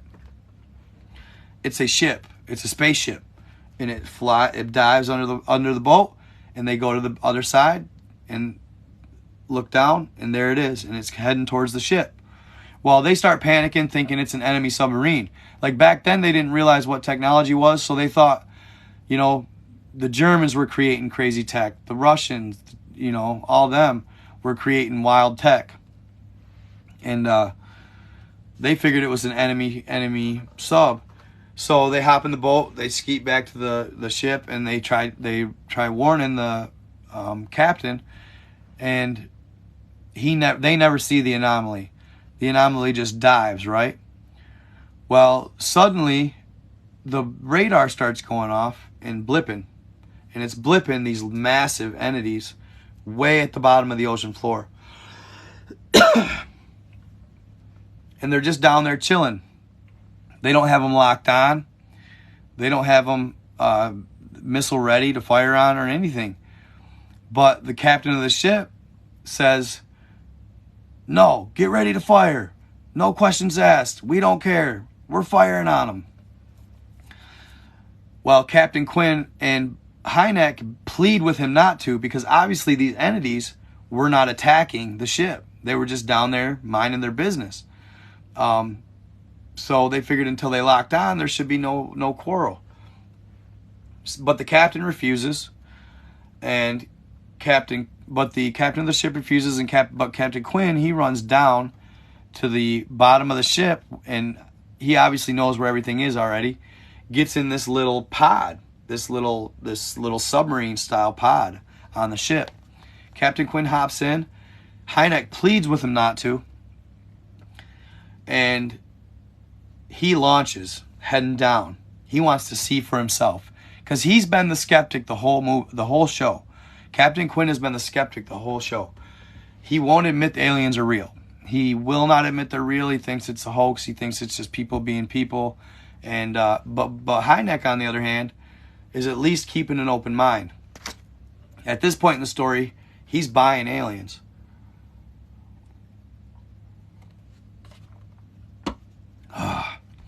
At this point in the story, he's buying aliens. He believes in them.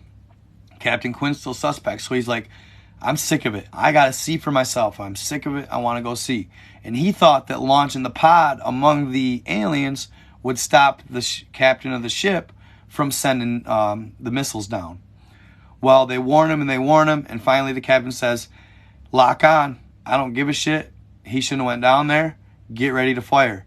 Hynek's up there begging him, don't fire, because these two end up like brothers, Quinn and Hynek.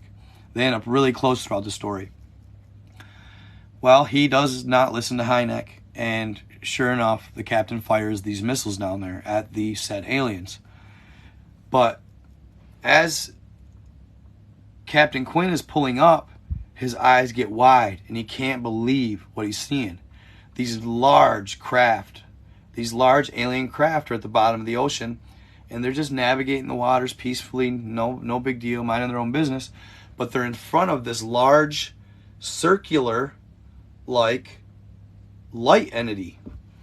He didn't know what it was, but I see, yes, good job, I see a Stargate, right? I see a Stargate. Well, he sends the nukes down, or the missiles at that time, not nukes, the missiles, and they blow up, and Hynek cannot believe it. He thinks Quinn is dead for sure. It screws him up for months in the head because he begged him not to go. But he's convinced of something. He's convinced that Quinn is still alive. He's convinced that he made it. So he starts messing around with the maps, looking all over the place. I mean, he's literally obsessing over it. He hasn't slept in a week, 2 weeks. His wife's about to leave him. He won't grieve the captain because he knows in his heart and soul that he's alive. Well, he eventually calls a meeting with another MIB agent. And the agent confirms it. Or the agent calls him, is what it is. And he wonders why, and blah, blah, blah. He's always been a pest, kind of, and blah, blah, blah. He meets with this agent in another country, and the agent says, hey, by the way, I need something from you, but Captain Quinn, it said he's still alive. And Hynek can't believe his ears. He says, you're lying, you're lying, you're lying. Well, eventually he's like, okay, awesome, he's alive. So he goes back home and he hits it even harder. But eventually he comes up with a grid on a map. He puts pins all over it. And then he is arguing with his wife about not sleeping and not even, being a part of their family's life. He's so obsessed that as he's arguing with his wife, she says something to him and something clicks like that. He's like, wait a second. He runs back to the map. He draws all these lines, like 10 or 12 lines. And all the lines intersect at a certain point. Well, he already knows what the hell was down there. He figures a portal was down there, yes. And he was trying to find the location where said portal would go. And somehow using geometry, trigonometry, he figured out roundabouts where Captain Quinn turned up. The said portal didn't go to Inner Earth. It didn't show that on Project Blue Book. But he ends up in another country. He goes to look for him. And sure enough, he finds Captain Quinn. He's still alive. I'm not sure whether the captain decides to go back or not. I want to say no. Thank you, Tattoo Bill. Appreciate you, bro. I think he says no. He decides not to go back. He would rather take his leave from the military, fake his death, and continue. But obviously, Hynek, okay, at least he can know that inside his heart he's alive, right? So that's kind of one of the last episodes I saw, and one of the last episodes of the whole series. I don't think it continued on, but the stories are so cool. Every episode's like an hour long, and they have multiple alien stories that are supposedly based on true events that were supposedly documented in Project Blue Book. But obviously we can't find those documents, you know what I'm saying? But, you know, the government would just put them in the newspaper, you know, just tell everybody if it was real, right? That's funny, cracks me up. But it's funny how much people trust said entity. You know what I mean?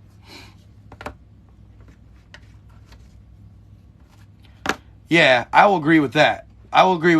All stories are glorified on TV and shows. I'll agree with that all day. But there's a lot more truth to them than what people ever want to admit, bro. You know what I mean? I've read so many different accounts of renowned theorists saying that predictive programming is real. When they share things like through movies, they're trying to precondition us for the next step in exposing us, okay? Like, recently, there's a time travel movie that came out. They're going to disclose in the next 20 years, at least, I'd say, 20 probably, that time travel is in fact achievable, and it has been achieved for decades.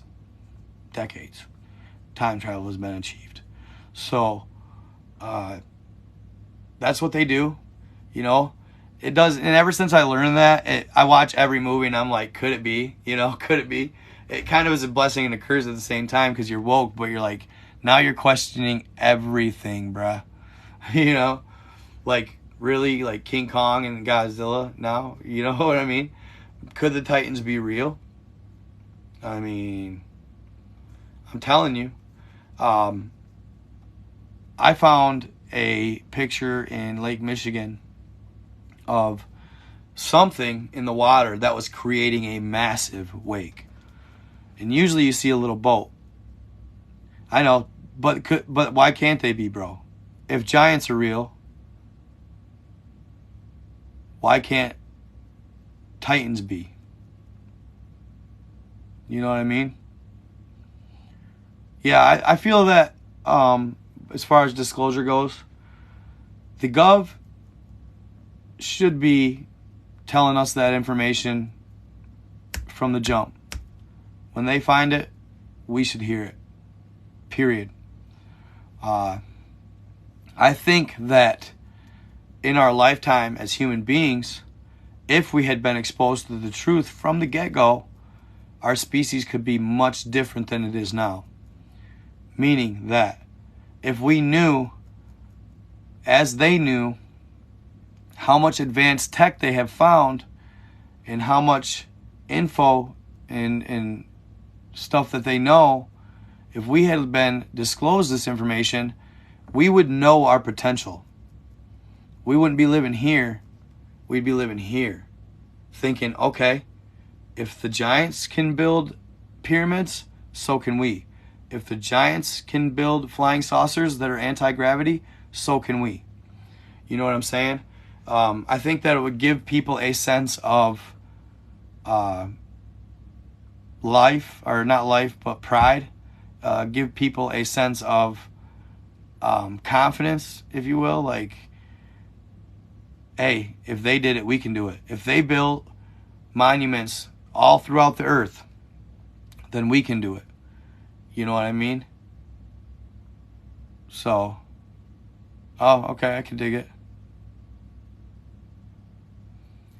You know, so when you say, so that bothers, I just hate that, because it's like, too bad that they say humans are so greedy, because what? The creation of money, for one. And two, there's a small group of humans that are being greedy, while the other ones get to sit by in limbo watching it happen. So there's a select few being greedy. But as a whole, humans are getting labeled as, you know, child trafficking, you know, all that dirt, we're getting labeled as these type of being. Like, I can tell you that the higher entities, they don't look kindly to things like that. So, but why should we all get crushed as a whole because a small amount of people, you know, like one bad apple ruins the whole batch type thing? You know what I'm saying? So, okay, I like it. I like it. I do too. I believe that people are inherently good. Seems like I see less of it every day, but right? I think I agree with that, Luna. The earth is strong. I agree. Really? So how do you think we get to an earth? I think certain portals lead to Middle Earth. So here's the... have you guys heard the whole story of Hollow Earth?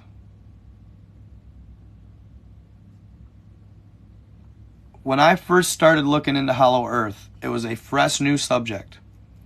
As one of the commenters just said. If you go to try and look up Hollow Earth information, it's much harder to come by today.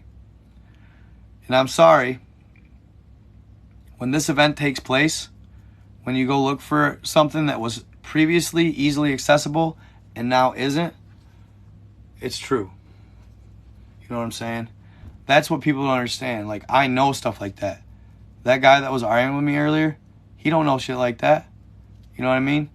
He don't know that. I read all kinds of sources, all kinds of different articles. I watch articles that were there, and then after it starts going viral online, they disappear. You know what I'm saying? So when something's juicy enough, they'll declassify it, sure. But what they like about just low-key declassifying documents, as far as like the Pentagon goes, is because when they do that, it skates under the public's nose. It takes a special person or somebody who really wants to go into those archives, read the 10,000 page or 1,000 page account of these said beings and stuff like that, to find out one little section that he's looking for. You know what I mean?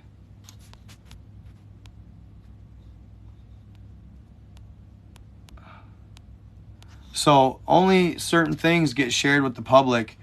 And when they do, a lot of times, like the CIA declassified documents, they'll fly under the radar for years. Sometimes years. Ugh.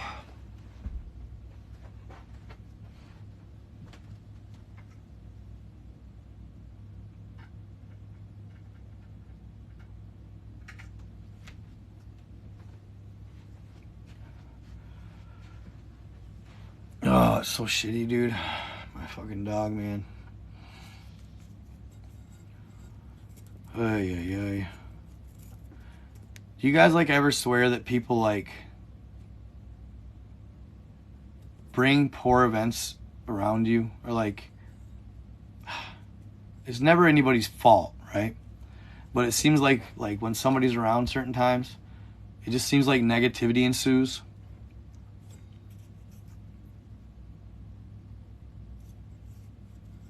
You ever see that?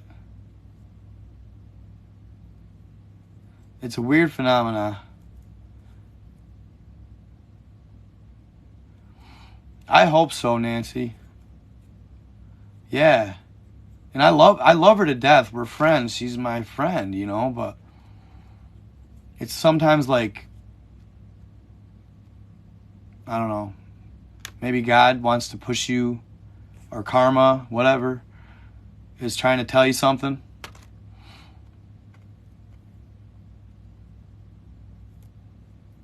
I wish I was a healer. No, it's not you. Yeah, bro. Yeah. And I'm rooting for her, and I love her, and I want her to succeed and stuff, but I'll always tell her, like, you know, there's still demons attached to you. You need to find some more light. You know what I mean? Like, and it's like sometimes they are, yo. Like I got a piece stolen from me, and right, you know, of course, you know, it's like, what the fuck? Every time you show up, something bad happens to me, yo. Like, what the fuck? You know? It hurts, dude. My dog was the last straw, bro. Like, that's, like, cuts me deep, dude. Me and that dog were buddies, dude. Like, we're buddies, dude. And he's in there fucking barely breathing because, what? When they showed up, I was sitting in my fucking house doing TikTok, and dude was right at my feet. You know what I'm saying? And she wanted something, so she called me out there to go in my house to get it.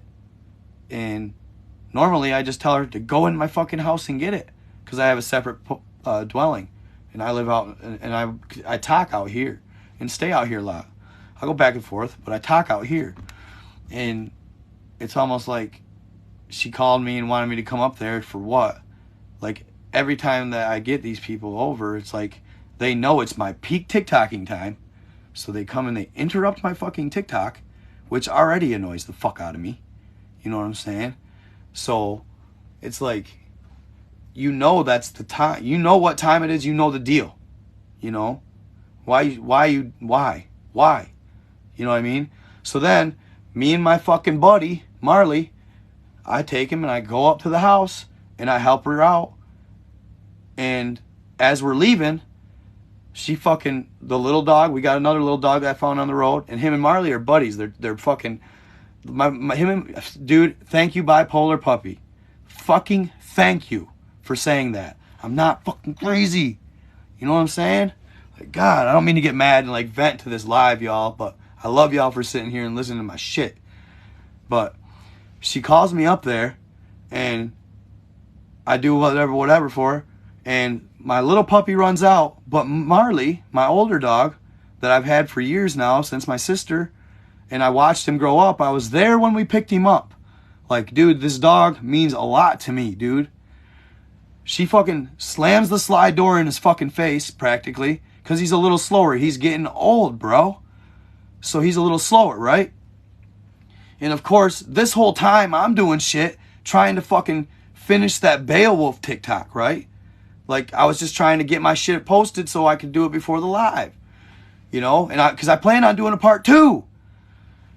And like, she just shuts the door, knowing all well that he's a whiner, dude. Marley's a whiner. He's one of them kind of dogs that when you leave him in a closed spot, he fucking spazzes out and barks, and he wants you to be with him. He wants to be with you. And like, she knows this shit. So she fucking, and I was like, really? Really? You know what I mean? So I fucking turn around while I'm doing my TikTok to go back and get Marley. Well, she heads to the camper, and I see this as an opportunity. I'm going to finish my fucking TikTok because I had to redo a couple scenes. So, dumb fucking ass me, I open the garage door. The garage door is open. So it's my fault too. But had I not been trying to roundabout do my fucking TikTok and been sitting in my camper doing what the fuck I'm supposed to be doing, my TikTok, with Marley at my feet, I wouldn't have went in the garage to do it. And then all of a sudden Marley slips by me in the meantime, and I forget why I go back to the fucking house in the first place. Again, my fault. My fault. All right? But I'm trying to fucking do something. So I just like not thinking, and Marley never goes in the road, but the other 2 bigger dogs got out, and I think they were playing in the fucking road. So I went back to the camper and dealt with her shit, and I get a call from my neighbor 5 minutes later. Hey, your fucking black and white dog's laying in the middle of the road, bro. You might want to go check him out. No sorry. No oops. No nothing, bro. Nothing. I'm like, who the fuck, dog? Tired of toxic people in my life, yo. Like, I'm ready to do me and be on me. You know what I mean? No worrying about nada else. You know what I'm saying? They ain't fucking worth it, people. If you're having this shit happen to you in life, if you're having this person that comes around, I love her and I want to see her succeed. I don't want to see her hurt, okay? You know, she left me for a fucking kind of a roundabout acquaintance of mine in the first place, but he got her into all kinds of bullshit, so I kind of stayed there as a light and tried to pull her out, and I did. And now she's back home, living her life, getting a car, getting a job, doing right. I achieved my goal, okay? But I'm telling you people, if there's somebody like that in your life, minimize the contact with them. Take it from my experience. Minimize the contact. And when they call you out of the blue and only call you when they fucking want something, red flag that shit and move on. You know what I'm saying? I'm fed up. I'm so fed up, man. He's my buddy. He was my sister who passed away's dog. You know what I'm saying? He means a lot to me. Okay? He was only 11 or 12. Probably was going to live till 20. Fuck, you know? And it's like, I'd say stuff to her and I'm telling her if you would have never even stopped by just to fucking mooch, you know, because she's kind of leading me on in ways too. Let's be honest. She's kind of leading me on in ways too. Like, oh, we can do this, we can do that the next day, and then never show up, and then have an excuse when she shows up. She's got to leave in 15 fucking minutes. Blase. Bullshit. You're probably getting it somewhere else, or, you know what I'm saying? But I'm going to get off that rant before I, you know, get kicked off the live. But thanks for hearing me out. I appreciate you guys kind of feeding me back a little input. But he's on the couch, dude. He's fucking struggling. He got smoked hard in the head. Hopefully, dude, he makes it out. I think he'll be... I'm leaning towards... It may take a couple days, dude, but he might fucking shake it off. Okay? I appreciate... Yes, he's alive, dude. He's alive. And he's struggling. But he's on my couch. You know, I was going to take him to an animal hospital, but let's be honest, dude. My mom called me and told me that MSU Animal Hospital,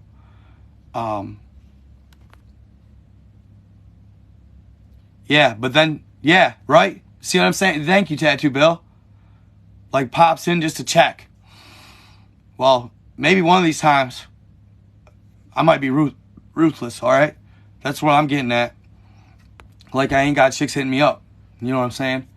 I'm just not a promiscuous type guy. I've done that through my life. And at certain times in summers in college, I don't do it no more. I just don't. I don't, you know, I'm not a whore. You know what I'm saying? I don't do that anymore. I'd rather know that somebody that I'm hooking up with ain't hooking up. You know what I mean? So that's just me. But yeah, MSU Animal Hospital, bro. And my mom calls me up and she's like, hey, Kyle, by the way, I just talked to a friend. She said that the last time they took their dog to the animal hospital in Michigan and they were under 24-hour care, it cost her $8,000, bro.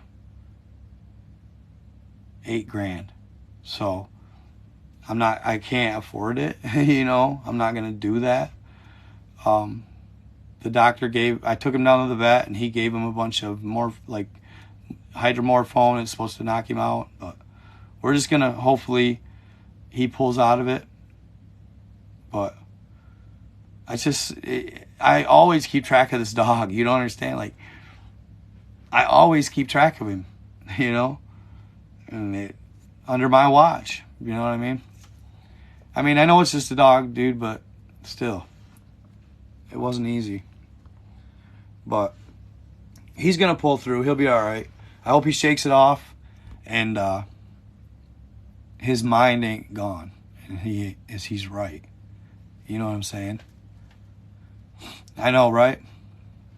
So I got 4 of them and that's because 2 of them I've took on my own. I took on for my sister. There's a dog named Swayze and then Marley, and I took them both on years ago because, well, Sarah always had Marley. She would have never gave Marley up. That was like her little buddy, her little child, I guess you'd say. So I took him on like I was going to let the boyfriend have him. Piece of crap.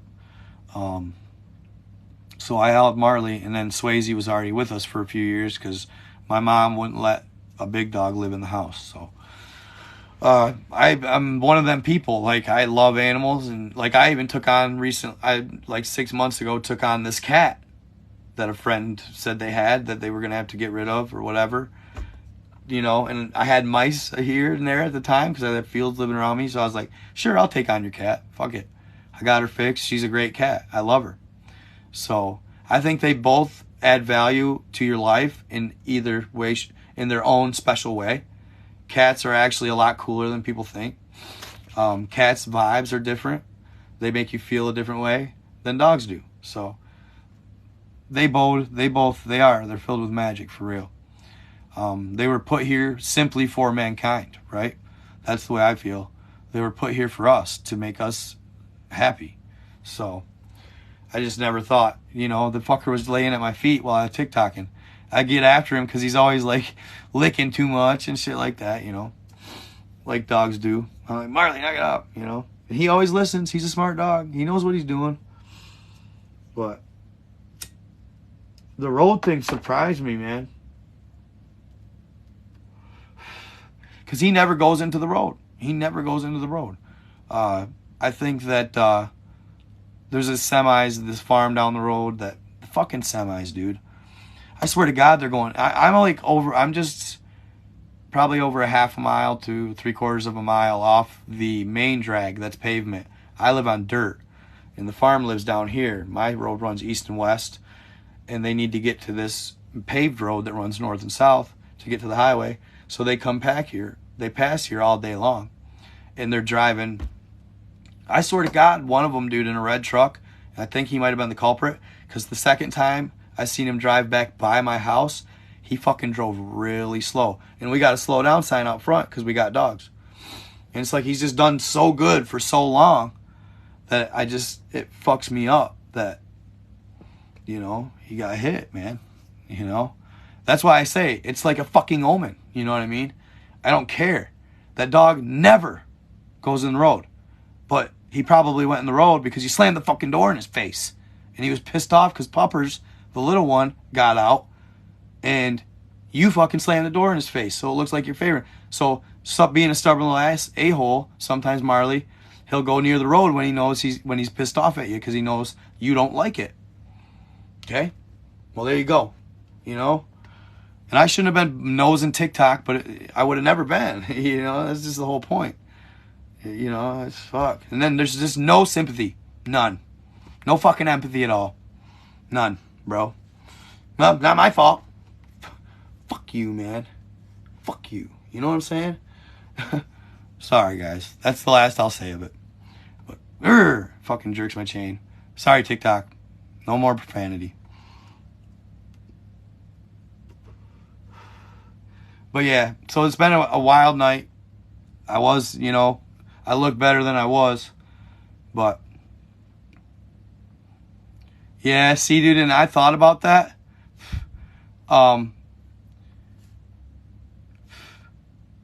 You say you're a CMU? What's a CMU? I thought about that, the fundraiser thing, but I don't want to use that. You know what I'm saying, bro? To gain profit. Because he's at the point, there's really no spending on him. You know what I mean? So I don't want to use that in the wrong way. It's just not my style, so. Yeah, I've been ranting, bro. What time is it? It's actually, you guys, I appreciate you. I was thinking about skipping it tonight. I really was. But I actually decided to do it because sitting there wallowing over him isn't going to do anything. So I figured, why not go live, keep my mind off it, and maybe talk. It's like almost like a form of therapy, being able to talk to people like you guys and getting it back. You know what I'm saying? Getting advice. People that have experienced the same things as me. I know there's people out there like that have and are going through the same things. So I just think it's cool. You guys don't bail on my live when I talk about myself a little bit. I really appreciate it. Yeah, Pet Cemetery, the original. Fuck, dude. That's funny you say that. You know, because that movie is gnarly, bro. Yeah, when the kid the first one. In the first one, right? The first one, the girl gets hit by a semi. Right? In the first one? Yeah, bro, I've been really trying to watch it. Like, it sucks because Green Masked. It sucks because the only thing I can complain about it with said platform is why give the fans or why give people who aren't creators so much power in deleting your account. Thank you, Tattoo Bill. You're my guy, bro. Why give them so much power to delete? You know, nobody that comes on my page should have any power in getting my account deleted or banned. That should be on TikTok or TikTok and TikTok only. You know, you shouldn't be able to mass report my account to get it banned. You know what I mean? Cool, bro. I appreciate that, Black Angels Military. That's what's up. Yeah, that's the only flaw. Like YouTube, you can't go spam my YouTube and get it banned, bro. You know what I mean? It's kind of whack. So, yes, sir. That's all you can do. You know, no matter what, it's a sign. I always take things like this as signs. You know what I mean? So this one was pretty close. It, you know, this is. I'm definitely. He was close to me, and it's definitely my last straw, dude. I'm over it. I'm fucking over it. You know. No more freebies from me. I'm done with it. If you can't buy it, find somebody else. Because I'll be damned if I ain't getting something in return. You know? I'm broke too. You know what I mean? I just got, hopefully after this live, I'll get put into the YouTube partner program. You know? So, I'm crossing my fingers, y'all. I've been seeing mad TikTokers. I think it's like all of a sudden, like for the longest time with the Shorts program, the beta program that YouTube was running called Shorts, which is a little mini platform within their platform with 1-minute videos. I've been seeing YouTubers or TikTokers popping like crazy. I'm really hoping that they don't discriminate against me because of my content. That's my biggest fear. Because of my content, they don't push me, you know. But I think what YouTube does, as far as like why all these TikTokers are popping off, is because I think that once you're part of the YouTube partner program is when you'll get pushed, when you'll get put on the For You pages, if you will. So. And then did you get banned, Bipolar Puppy?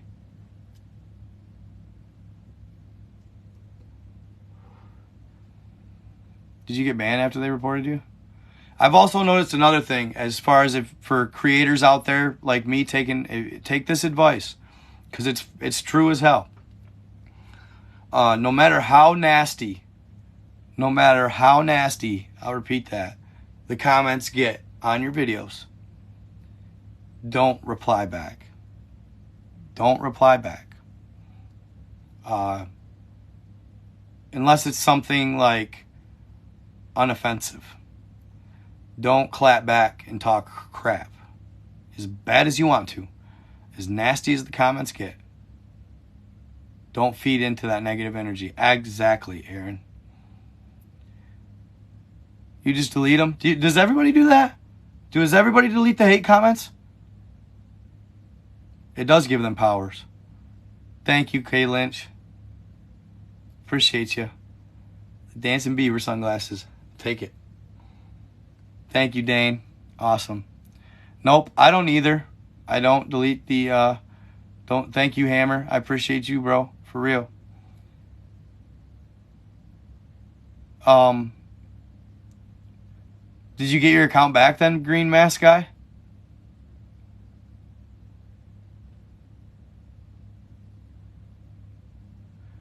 Yeah, I can dig that. I can dig that, girl. That's why, like, thank you, Robert. Regardless of my content being a little far-fetched at times, ultimately, dude, it's a story on TikTok. If you haven't noticed that sometimes this platform isn't super credible, if you haven't noticed that, then I guess you just need to get the hell off the platform. You know what I mean? Not everything has to be true that's shared on this platform. And that's obvious. So, people get really upset with that, though. The Cap store, you know? The Cap store. A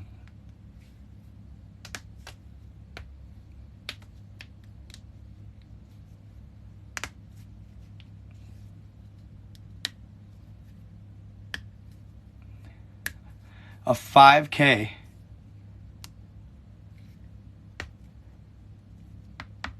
Sensationalism. What exactly is that? Just curious. Flat Earth and the moon landing. Well, I don't believe flat Earth, bro. Thank you, Nate. I don't necessarily not believe flat Earth, but I don't buy it fully yet. Okay? Flat Earth. Flat Earth, it's tough to prove for me. I get where you're coming from. Trust me. I do. Because, you know, like that argument.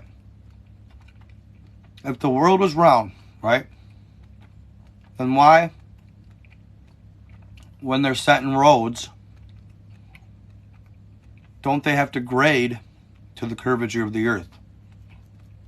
Why, when laying pipeline, don't they have to compensate for the curvature of the earth? I understand those arguments. I get it. It's weird.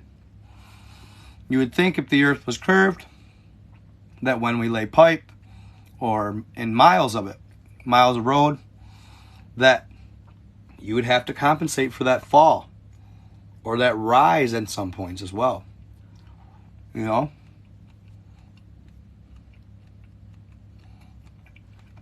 So, confetti helps me because when it confettis, it pushes me to the For You page. It pushes my live to random people's For You page. And they'll come across it. And they can sit back while I'm talking my shit. Yeah, Tattoo Bill. Right on cue, bro. Right on cue. Bro, you bought my dinner tonight. I appreciate you, man. I can't thank you enough for yesterday, too. You're a good man, bro. You're a good man. So, I get flat Earth. I get it. I get the concepts. The Bible does talk about the firmament. Firmament. You know, I've seen the Bible mention the firmament a number of times. They put the firmament, they put up the firmament to separate the waters from the waters. I understand that.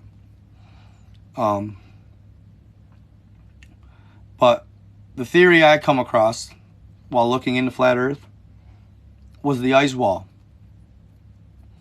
That when sailing down Antarctica to the south, there's a large ice wall down there. And the said ice wall doesn't necessarily turn into the shape of a planet, or a landmass, excuse me. So back in the day, a number of sailors would attempt to sail around Antarctica. They would assume, based on the size of Antarctica, that it would take an X amount of days. They'd calculate it. I think one gentleman who did it figured he could do it in like 136 days, something like that. But he approached the 136th day and never made it home yet. Even 500 miles, still. It took him over 1,000 miles. Or 1,000 days, sorry, 1,000 miles. 1,000 days to get all the way around Antarctica. Okay? So what's that tell you? Either A, Antarctica is much, much bigger than they're portraying on maps today. Or B, it could be a massive circular shaped ice wall. So the ice wall is the Atlantean conspiracy, they call it, and the Masonic number of 33.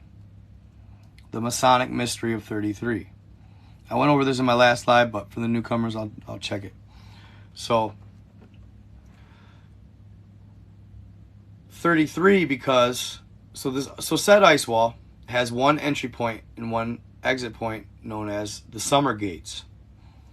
They are controlled, probably by the Masons. But other than that, it's solid. It's on point.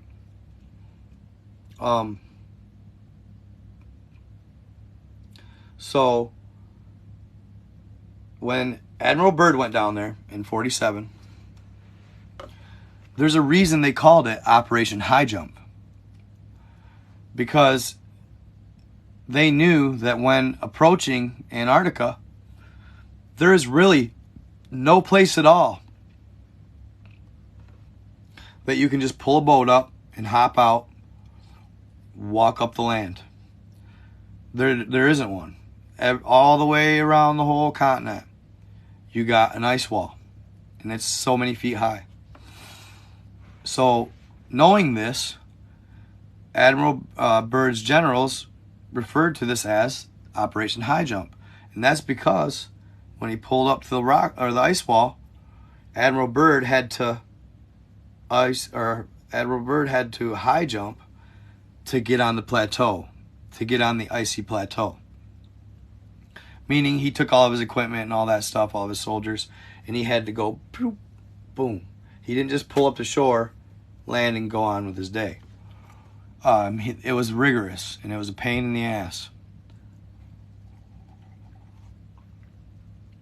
But upon approaching Antarctica, one of the soldiers' accounts, and you guys, so I found my information on Hollow Earth. I found it on a PDF online a long time ago. I still have it. But you can't find it. It's gone. So, but I still have it. It's called KGB Leaks, which is KGB is the Russian Secret Service CIA. KGB Leaks of Operation High Jump, an alien encounter, and Admiral Byrd's trip to Hollow Earth. And it proceeds to go through and list all the occurrences that took place. Well, on the way, and they did so far, they went so far, they literally quoted certain sailors from the ship that day. Said sailors would notice some flashing lights as they approached Antarctica. Some of them were even underwater. They didn't understand what they were seeing. Well, as they get closer and closer and are nearing their destination on Antarctica, something circular shaped and almost seemed to be ultra quiet, anti-gravity, pops up out of the water and just floats there, looking at Admiral Byrd and his I think he took 3 ships. One for the people, one for the planes, one for the other equipment. But one of them was a Air Force landing strip type like bay for planes, like from the Navy. So he had some good sized machinery, and that they're stalemating. The UFO and Admiral Byrd's ship, they're just staring at each other. Who's gonna make the first move, or are we gonna make a first move? It was really quiet, and suddenly, of course, there's always one asshat, always one, hops on the 50 cal and starts shooting at the alien. And after that, an all-out war breaks out. In the process, Admiral Byrd did lose men. He also lost one of his ships. It sank. But other than that, pretty much everything stayed intact. And before they just annihilated them, the aliens would take off and head back to where they came. Admiral Byrd couldn't believe what he just witnessed. He was dumbfounded.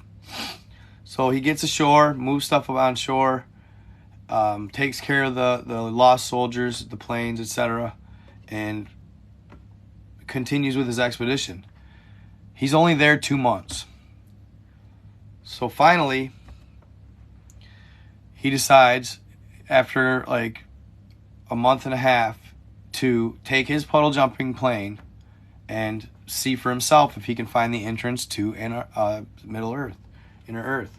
Now, I saw a post today about a gentleman who was trying to discount Admiral Byrd's encounter and his Admiral Byrd's truth, Admiral Byrd's entire story. And this is why. Because when, in 1926, Admiral Byrd was just a strapping young lad, he decided to try and be one of the first to get to the North Pole by single engine plane. Well, he when he got back to his destination for the press, where the press were and everything, Admiral Byrd claimed he did in fact make it to the North Pole. He was ahead of the pack, and it was easy. He said, "Yeah, I did." Well, later on, come to find out, his journal entry had the wrong mileage written to make it to Middle Earth at all. Same with a couple other conditions. But basically, the journal entries, hours and flight time and miles traveled, wasn't even near where it would take to get to the North Pole. So he said, based on that fact alone, it makes every one of his stories incredible, or uncredible, or not credible. But the truth of that story is when Admiral Byrd was on his way to the North Pole, flying free and clear, smooth sailing, easy money win, all of a sudden he sees this flash of light from below him, and it's illuminating all around him. He's confused. Well, all of a sudden, his engine shuts off, and everything stops. He starts gliding. But he's not losing altitude. So he's like, wow, weird phenomena. Must be being held up by something. Well, suddenly he starts to descend with said tractor beam, and it descends him into this large hole in the North Pole. Pulls him in there. It flies him around inner Earth, shows him everything down there. He got to see everything from dinosaurs to giants to you name it. They were down there. But he stays quite a while. They keep him down there quite a while. I imagine he conversed with the innkeeper, the master, but he cannot write that in his ledger. So as a result, he wanted to cover his tracks by state by trying to round about the hours that it would take and round about the miles that it would take by the time the inner Earth being let him go. So that is why his notes are screwed up. It don't discredit Hollow Earth, bro. Yeah, it discredits the North Pole, but why wouldn't he make it to the North Pole? What would have stopped him? Hollow Earth, you know? So after going down there, Admiral Byrd's life changed. the next 10 to 20 years, he said he swears he was receiving contact within his head from said alien species. They had telekinesis. So he would receive these messages in his head. Come to Antarctica. Come to Antarctica. We need to talk to you. Blah, blah, blah. Come to Antarctica. Well, he finally listens. He goes to Antarctica with Operation High Jump. He saw his opportunity. So he goes there, gets attacked by aliens, stays for 2 months, decides to fly to the core of the Earth in Antarctica, the Sims hole, if you want to call it.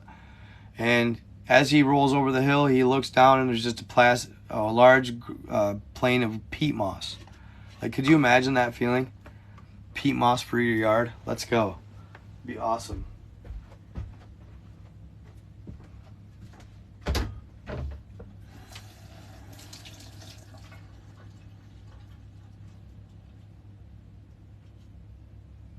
Oops.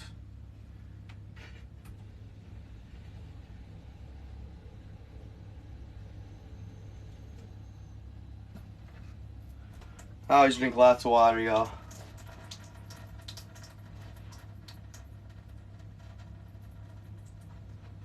I'm loving the average these days anyway. Based on that first story, I got up to a quick 400. That was cool. I'm loving, oops. I'm loving having that base 100 people, you guys. That's cool. So that tells you my lives are growing. That's why, I wasn't going to take off tonight. You know, Tattoo Bill, he helped me out yesterday. He said, for all your hard work. And I'm not saying that's just why, but I know you guys and people count on me to be here. So I love it. Thank you. And you too, J.N.E. All you donators. I shouldn't just say Tattoo Bill because it's all you donators. He gave me a nice donation yesterday to my Cash App, which was first time I've ever had that happen. First time I've ever had that happen. So pretty cool stuff. He's a fellow Michigander. So we always got that, home state love, that home state loyalty to each person who's from your state. So it's cool. That's what's up. That's what's up. So thank you for all the donations, you guys. Seriously, couldn't do it without them. It's hella keeping me afloat. So until I believe in my heart and soul that I just need YouTube partner program to take place.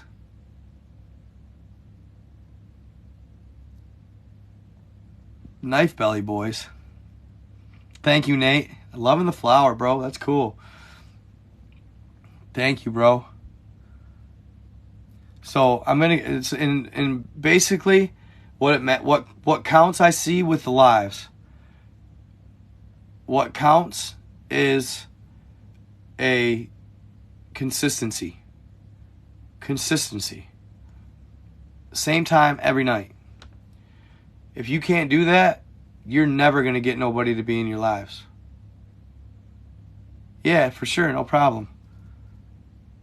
Or blue to red, that's weird. Probably because of my shirt. I try to engage. Oh, I'm sorry to hear that, Big Bass. Yeah, lives do make a difference, you guys. And hey, looking back, I'm telling you right now, looking back, because I was doing lives pretty consistently there for a long time. And then I just stopped.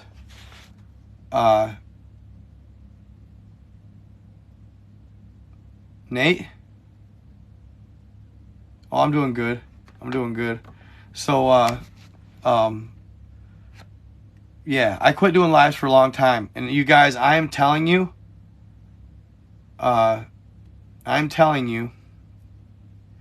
just basically follows is the main thing, and watch my videos on YouTube.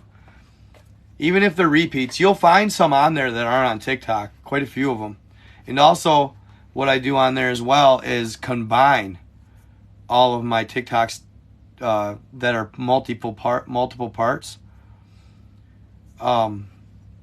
So Dasway asked, how do you find so much detail about Admiral Byrd?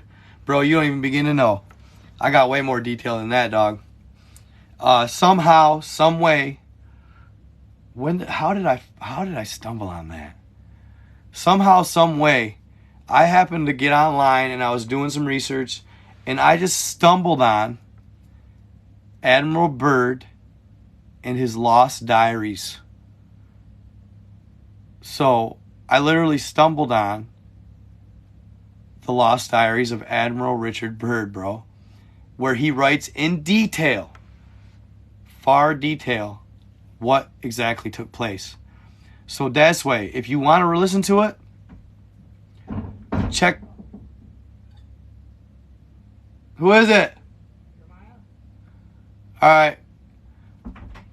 So check so hold on. What's up, dude? So It's scary out there. It's scary as fuck. yeah, you scared, bro? It's like fucking scary as fuck, dude. I've seen this fucking creepy ass fucking show at like paranormal fucking activity bullshit with your dad. Oh, were you? And I'm live, so don't say nothing too crazy. okay. Well, anyway, there was like this demon in this shop, and it kept on knocking down this pinata. You should do a story about it. And it showed this face. That was the creepiest fucking thing I've ever seen in my entire life. No shit. I'm standing like his hair is standing on the back of my neck. Have you guys seen that guy? Speaking of like the shadow entities and stuff, have you guys seen that guy that lives in that house on YouTube? He's got like 200,000 subscribers now. He lives in a house somewhere that was, the owner used to be an undertaker. He's crazy, ain't he? Crazy. The shadow people that come towards that dude, holy crap, dude. They're so real. Like, it's I don't know how it's fake.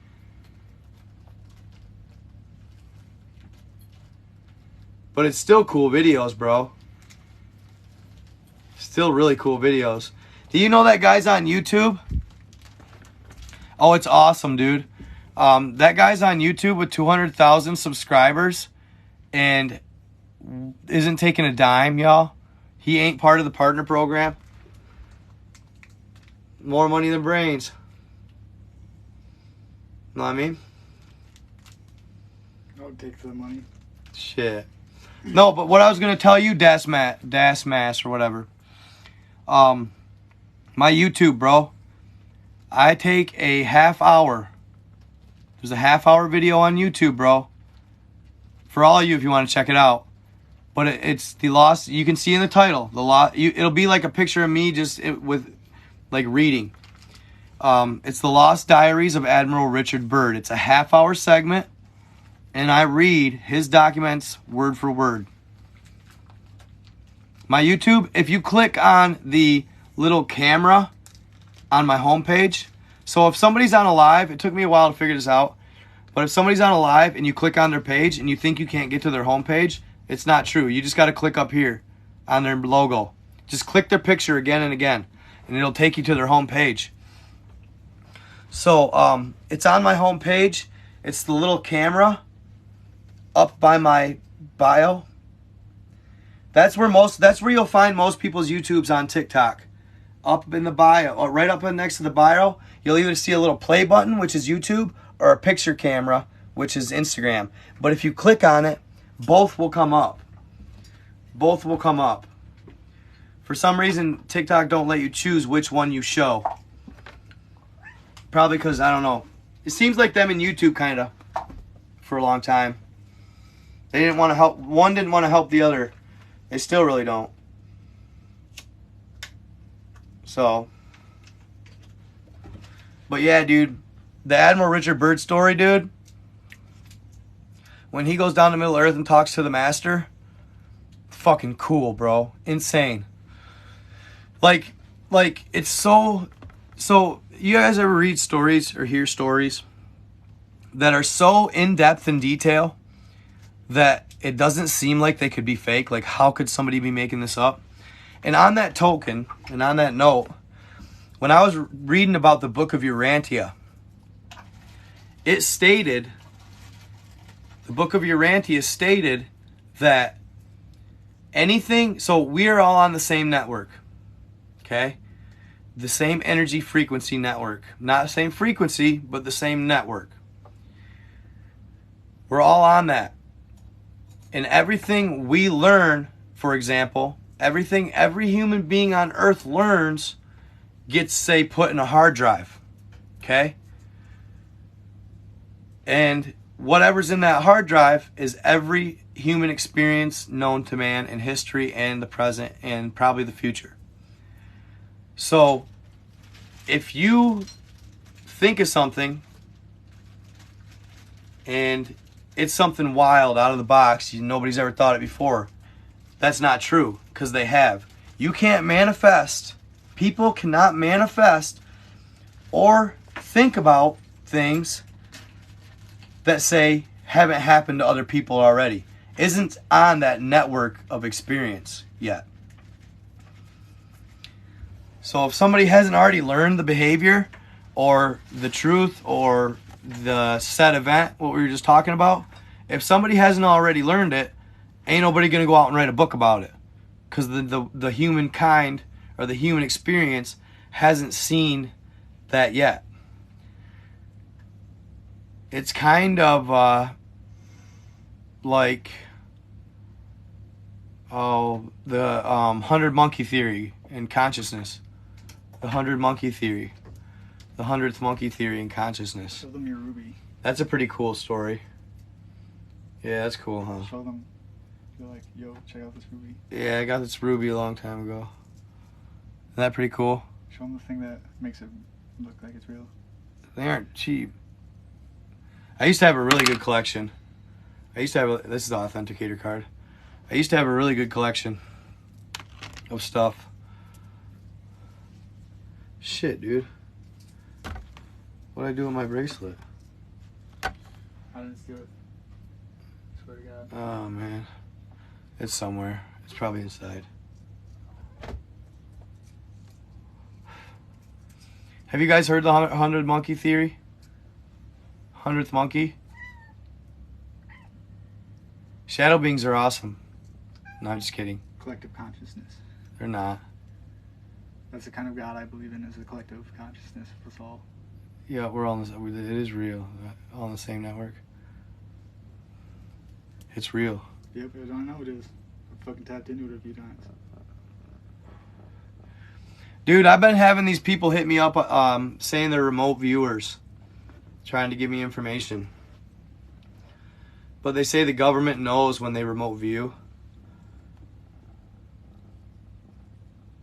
100th monkey theory, yeah. Pretty good story.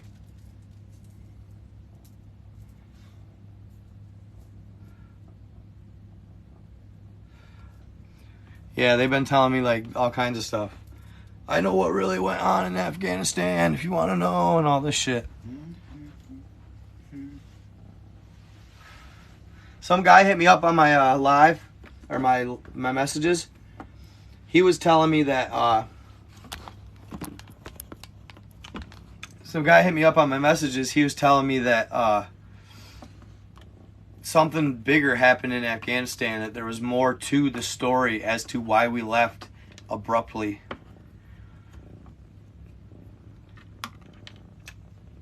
Oh, this girl just shared that with me. She shared a story with me about this future time traveler from the Men in Black that came back and was telling stories.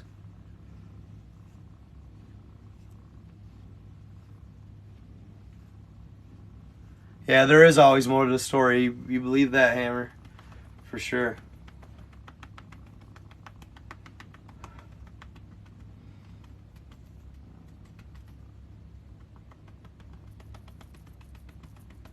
Oh yeah, there is, bro. There was. The Kandahar giant, yep. You smell like a flea collar. She needs a better one. What Cyber Tiger say?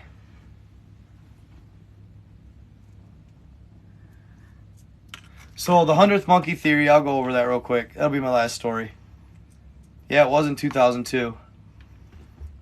Supposedly they have this like bridge that the units were supposed to patrol, but they had to But there was this large cavern under said bridge that had a bunch of giants trapped in it. And every soldier was actually super scared. None of them would go down there. Like, after a while, they, like, had to draw straws to see who would go down there first.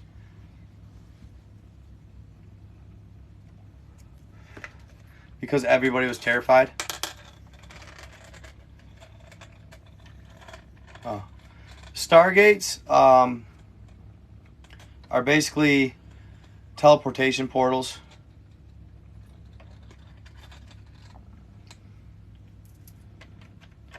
One of the 12 devices, there's 12 devices that create them.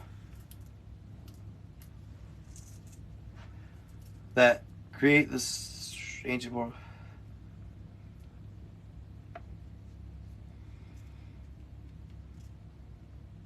Yeah, isn't that crazy?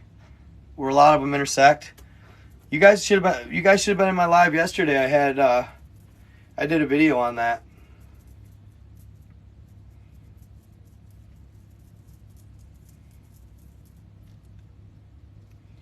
Yeah, there's one that was found in Michigan, a Stonehenge, and I believe it to be a portal.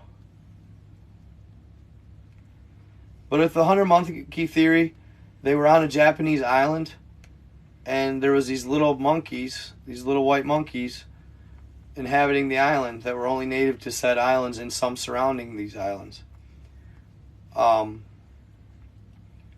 They did studies on them for weeks, and one of the studies they did at one of the last studies they did was give the monkeys a potato, right?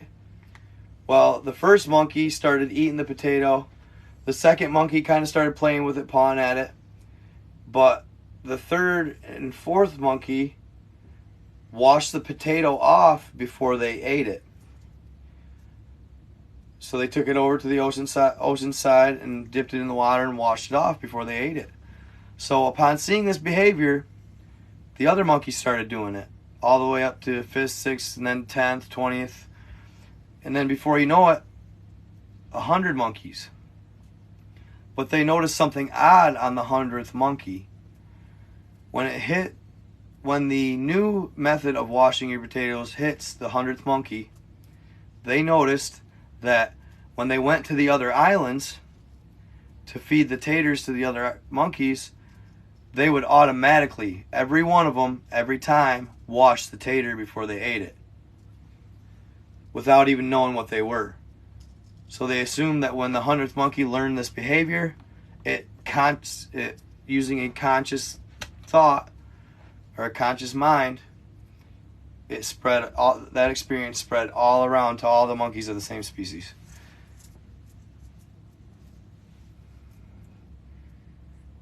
Hive mind, sure. There you go.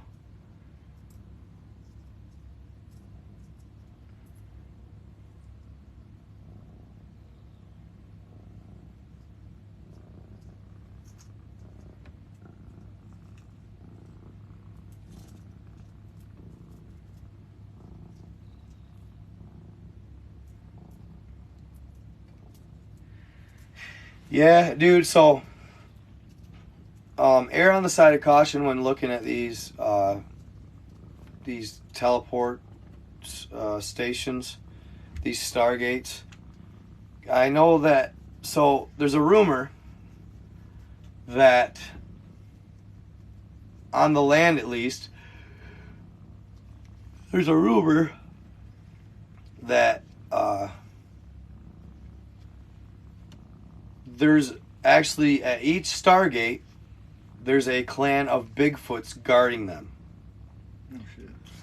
Some people say that Bigfoots are put here to guard inner Earth portals. That's why they're here. But if that's the case, yeah, I appreciate you. That's a good one. That pearl, let's go. I dig it, bro. That's one theory. Another theory is because a lot of people see UFOs then see Bigfoots. Stop it. And Bigfoots are pretty crazy. They're fast, strong. They outdo humans times 10.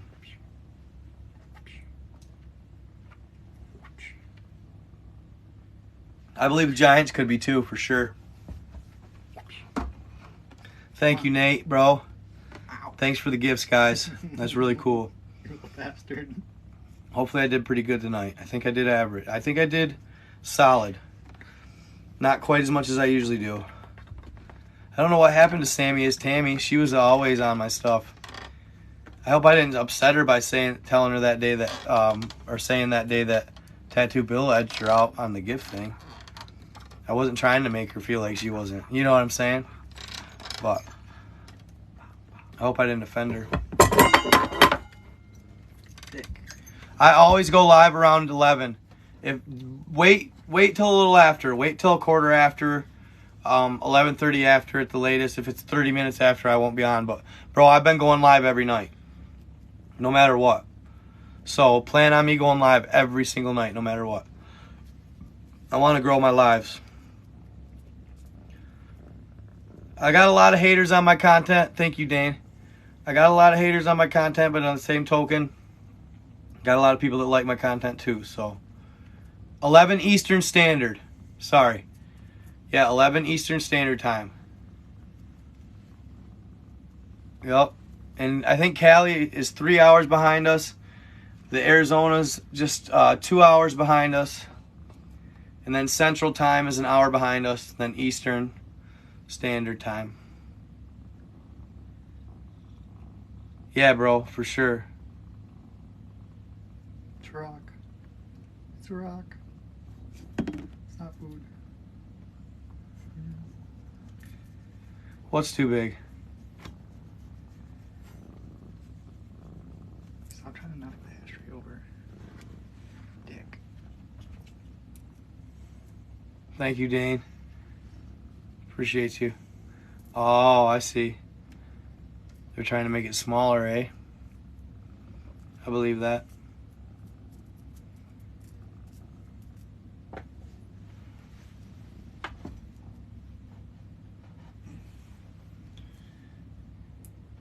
Find something in New England.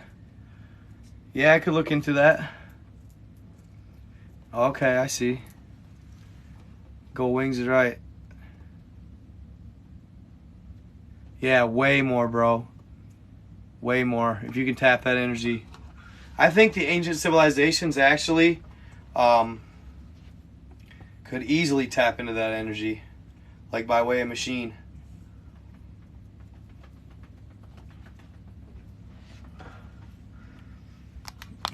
So I'm gonna try and get in the other Beowulf tonight. I'm gonna have to come up with something new tomorrow, some new content tomorrow. So I'll have stuff for you. I'll probably end up doing the story about the 13 crystal skulls tomorrow, which is a crazy story.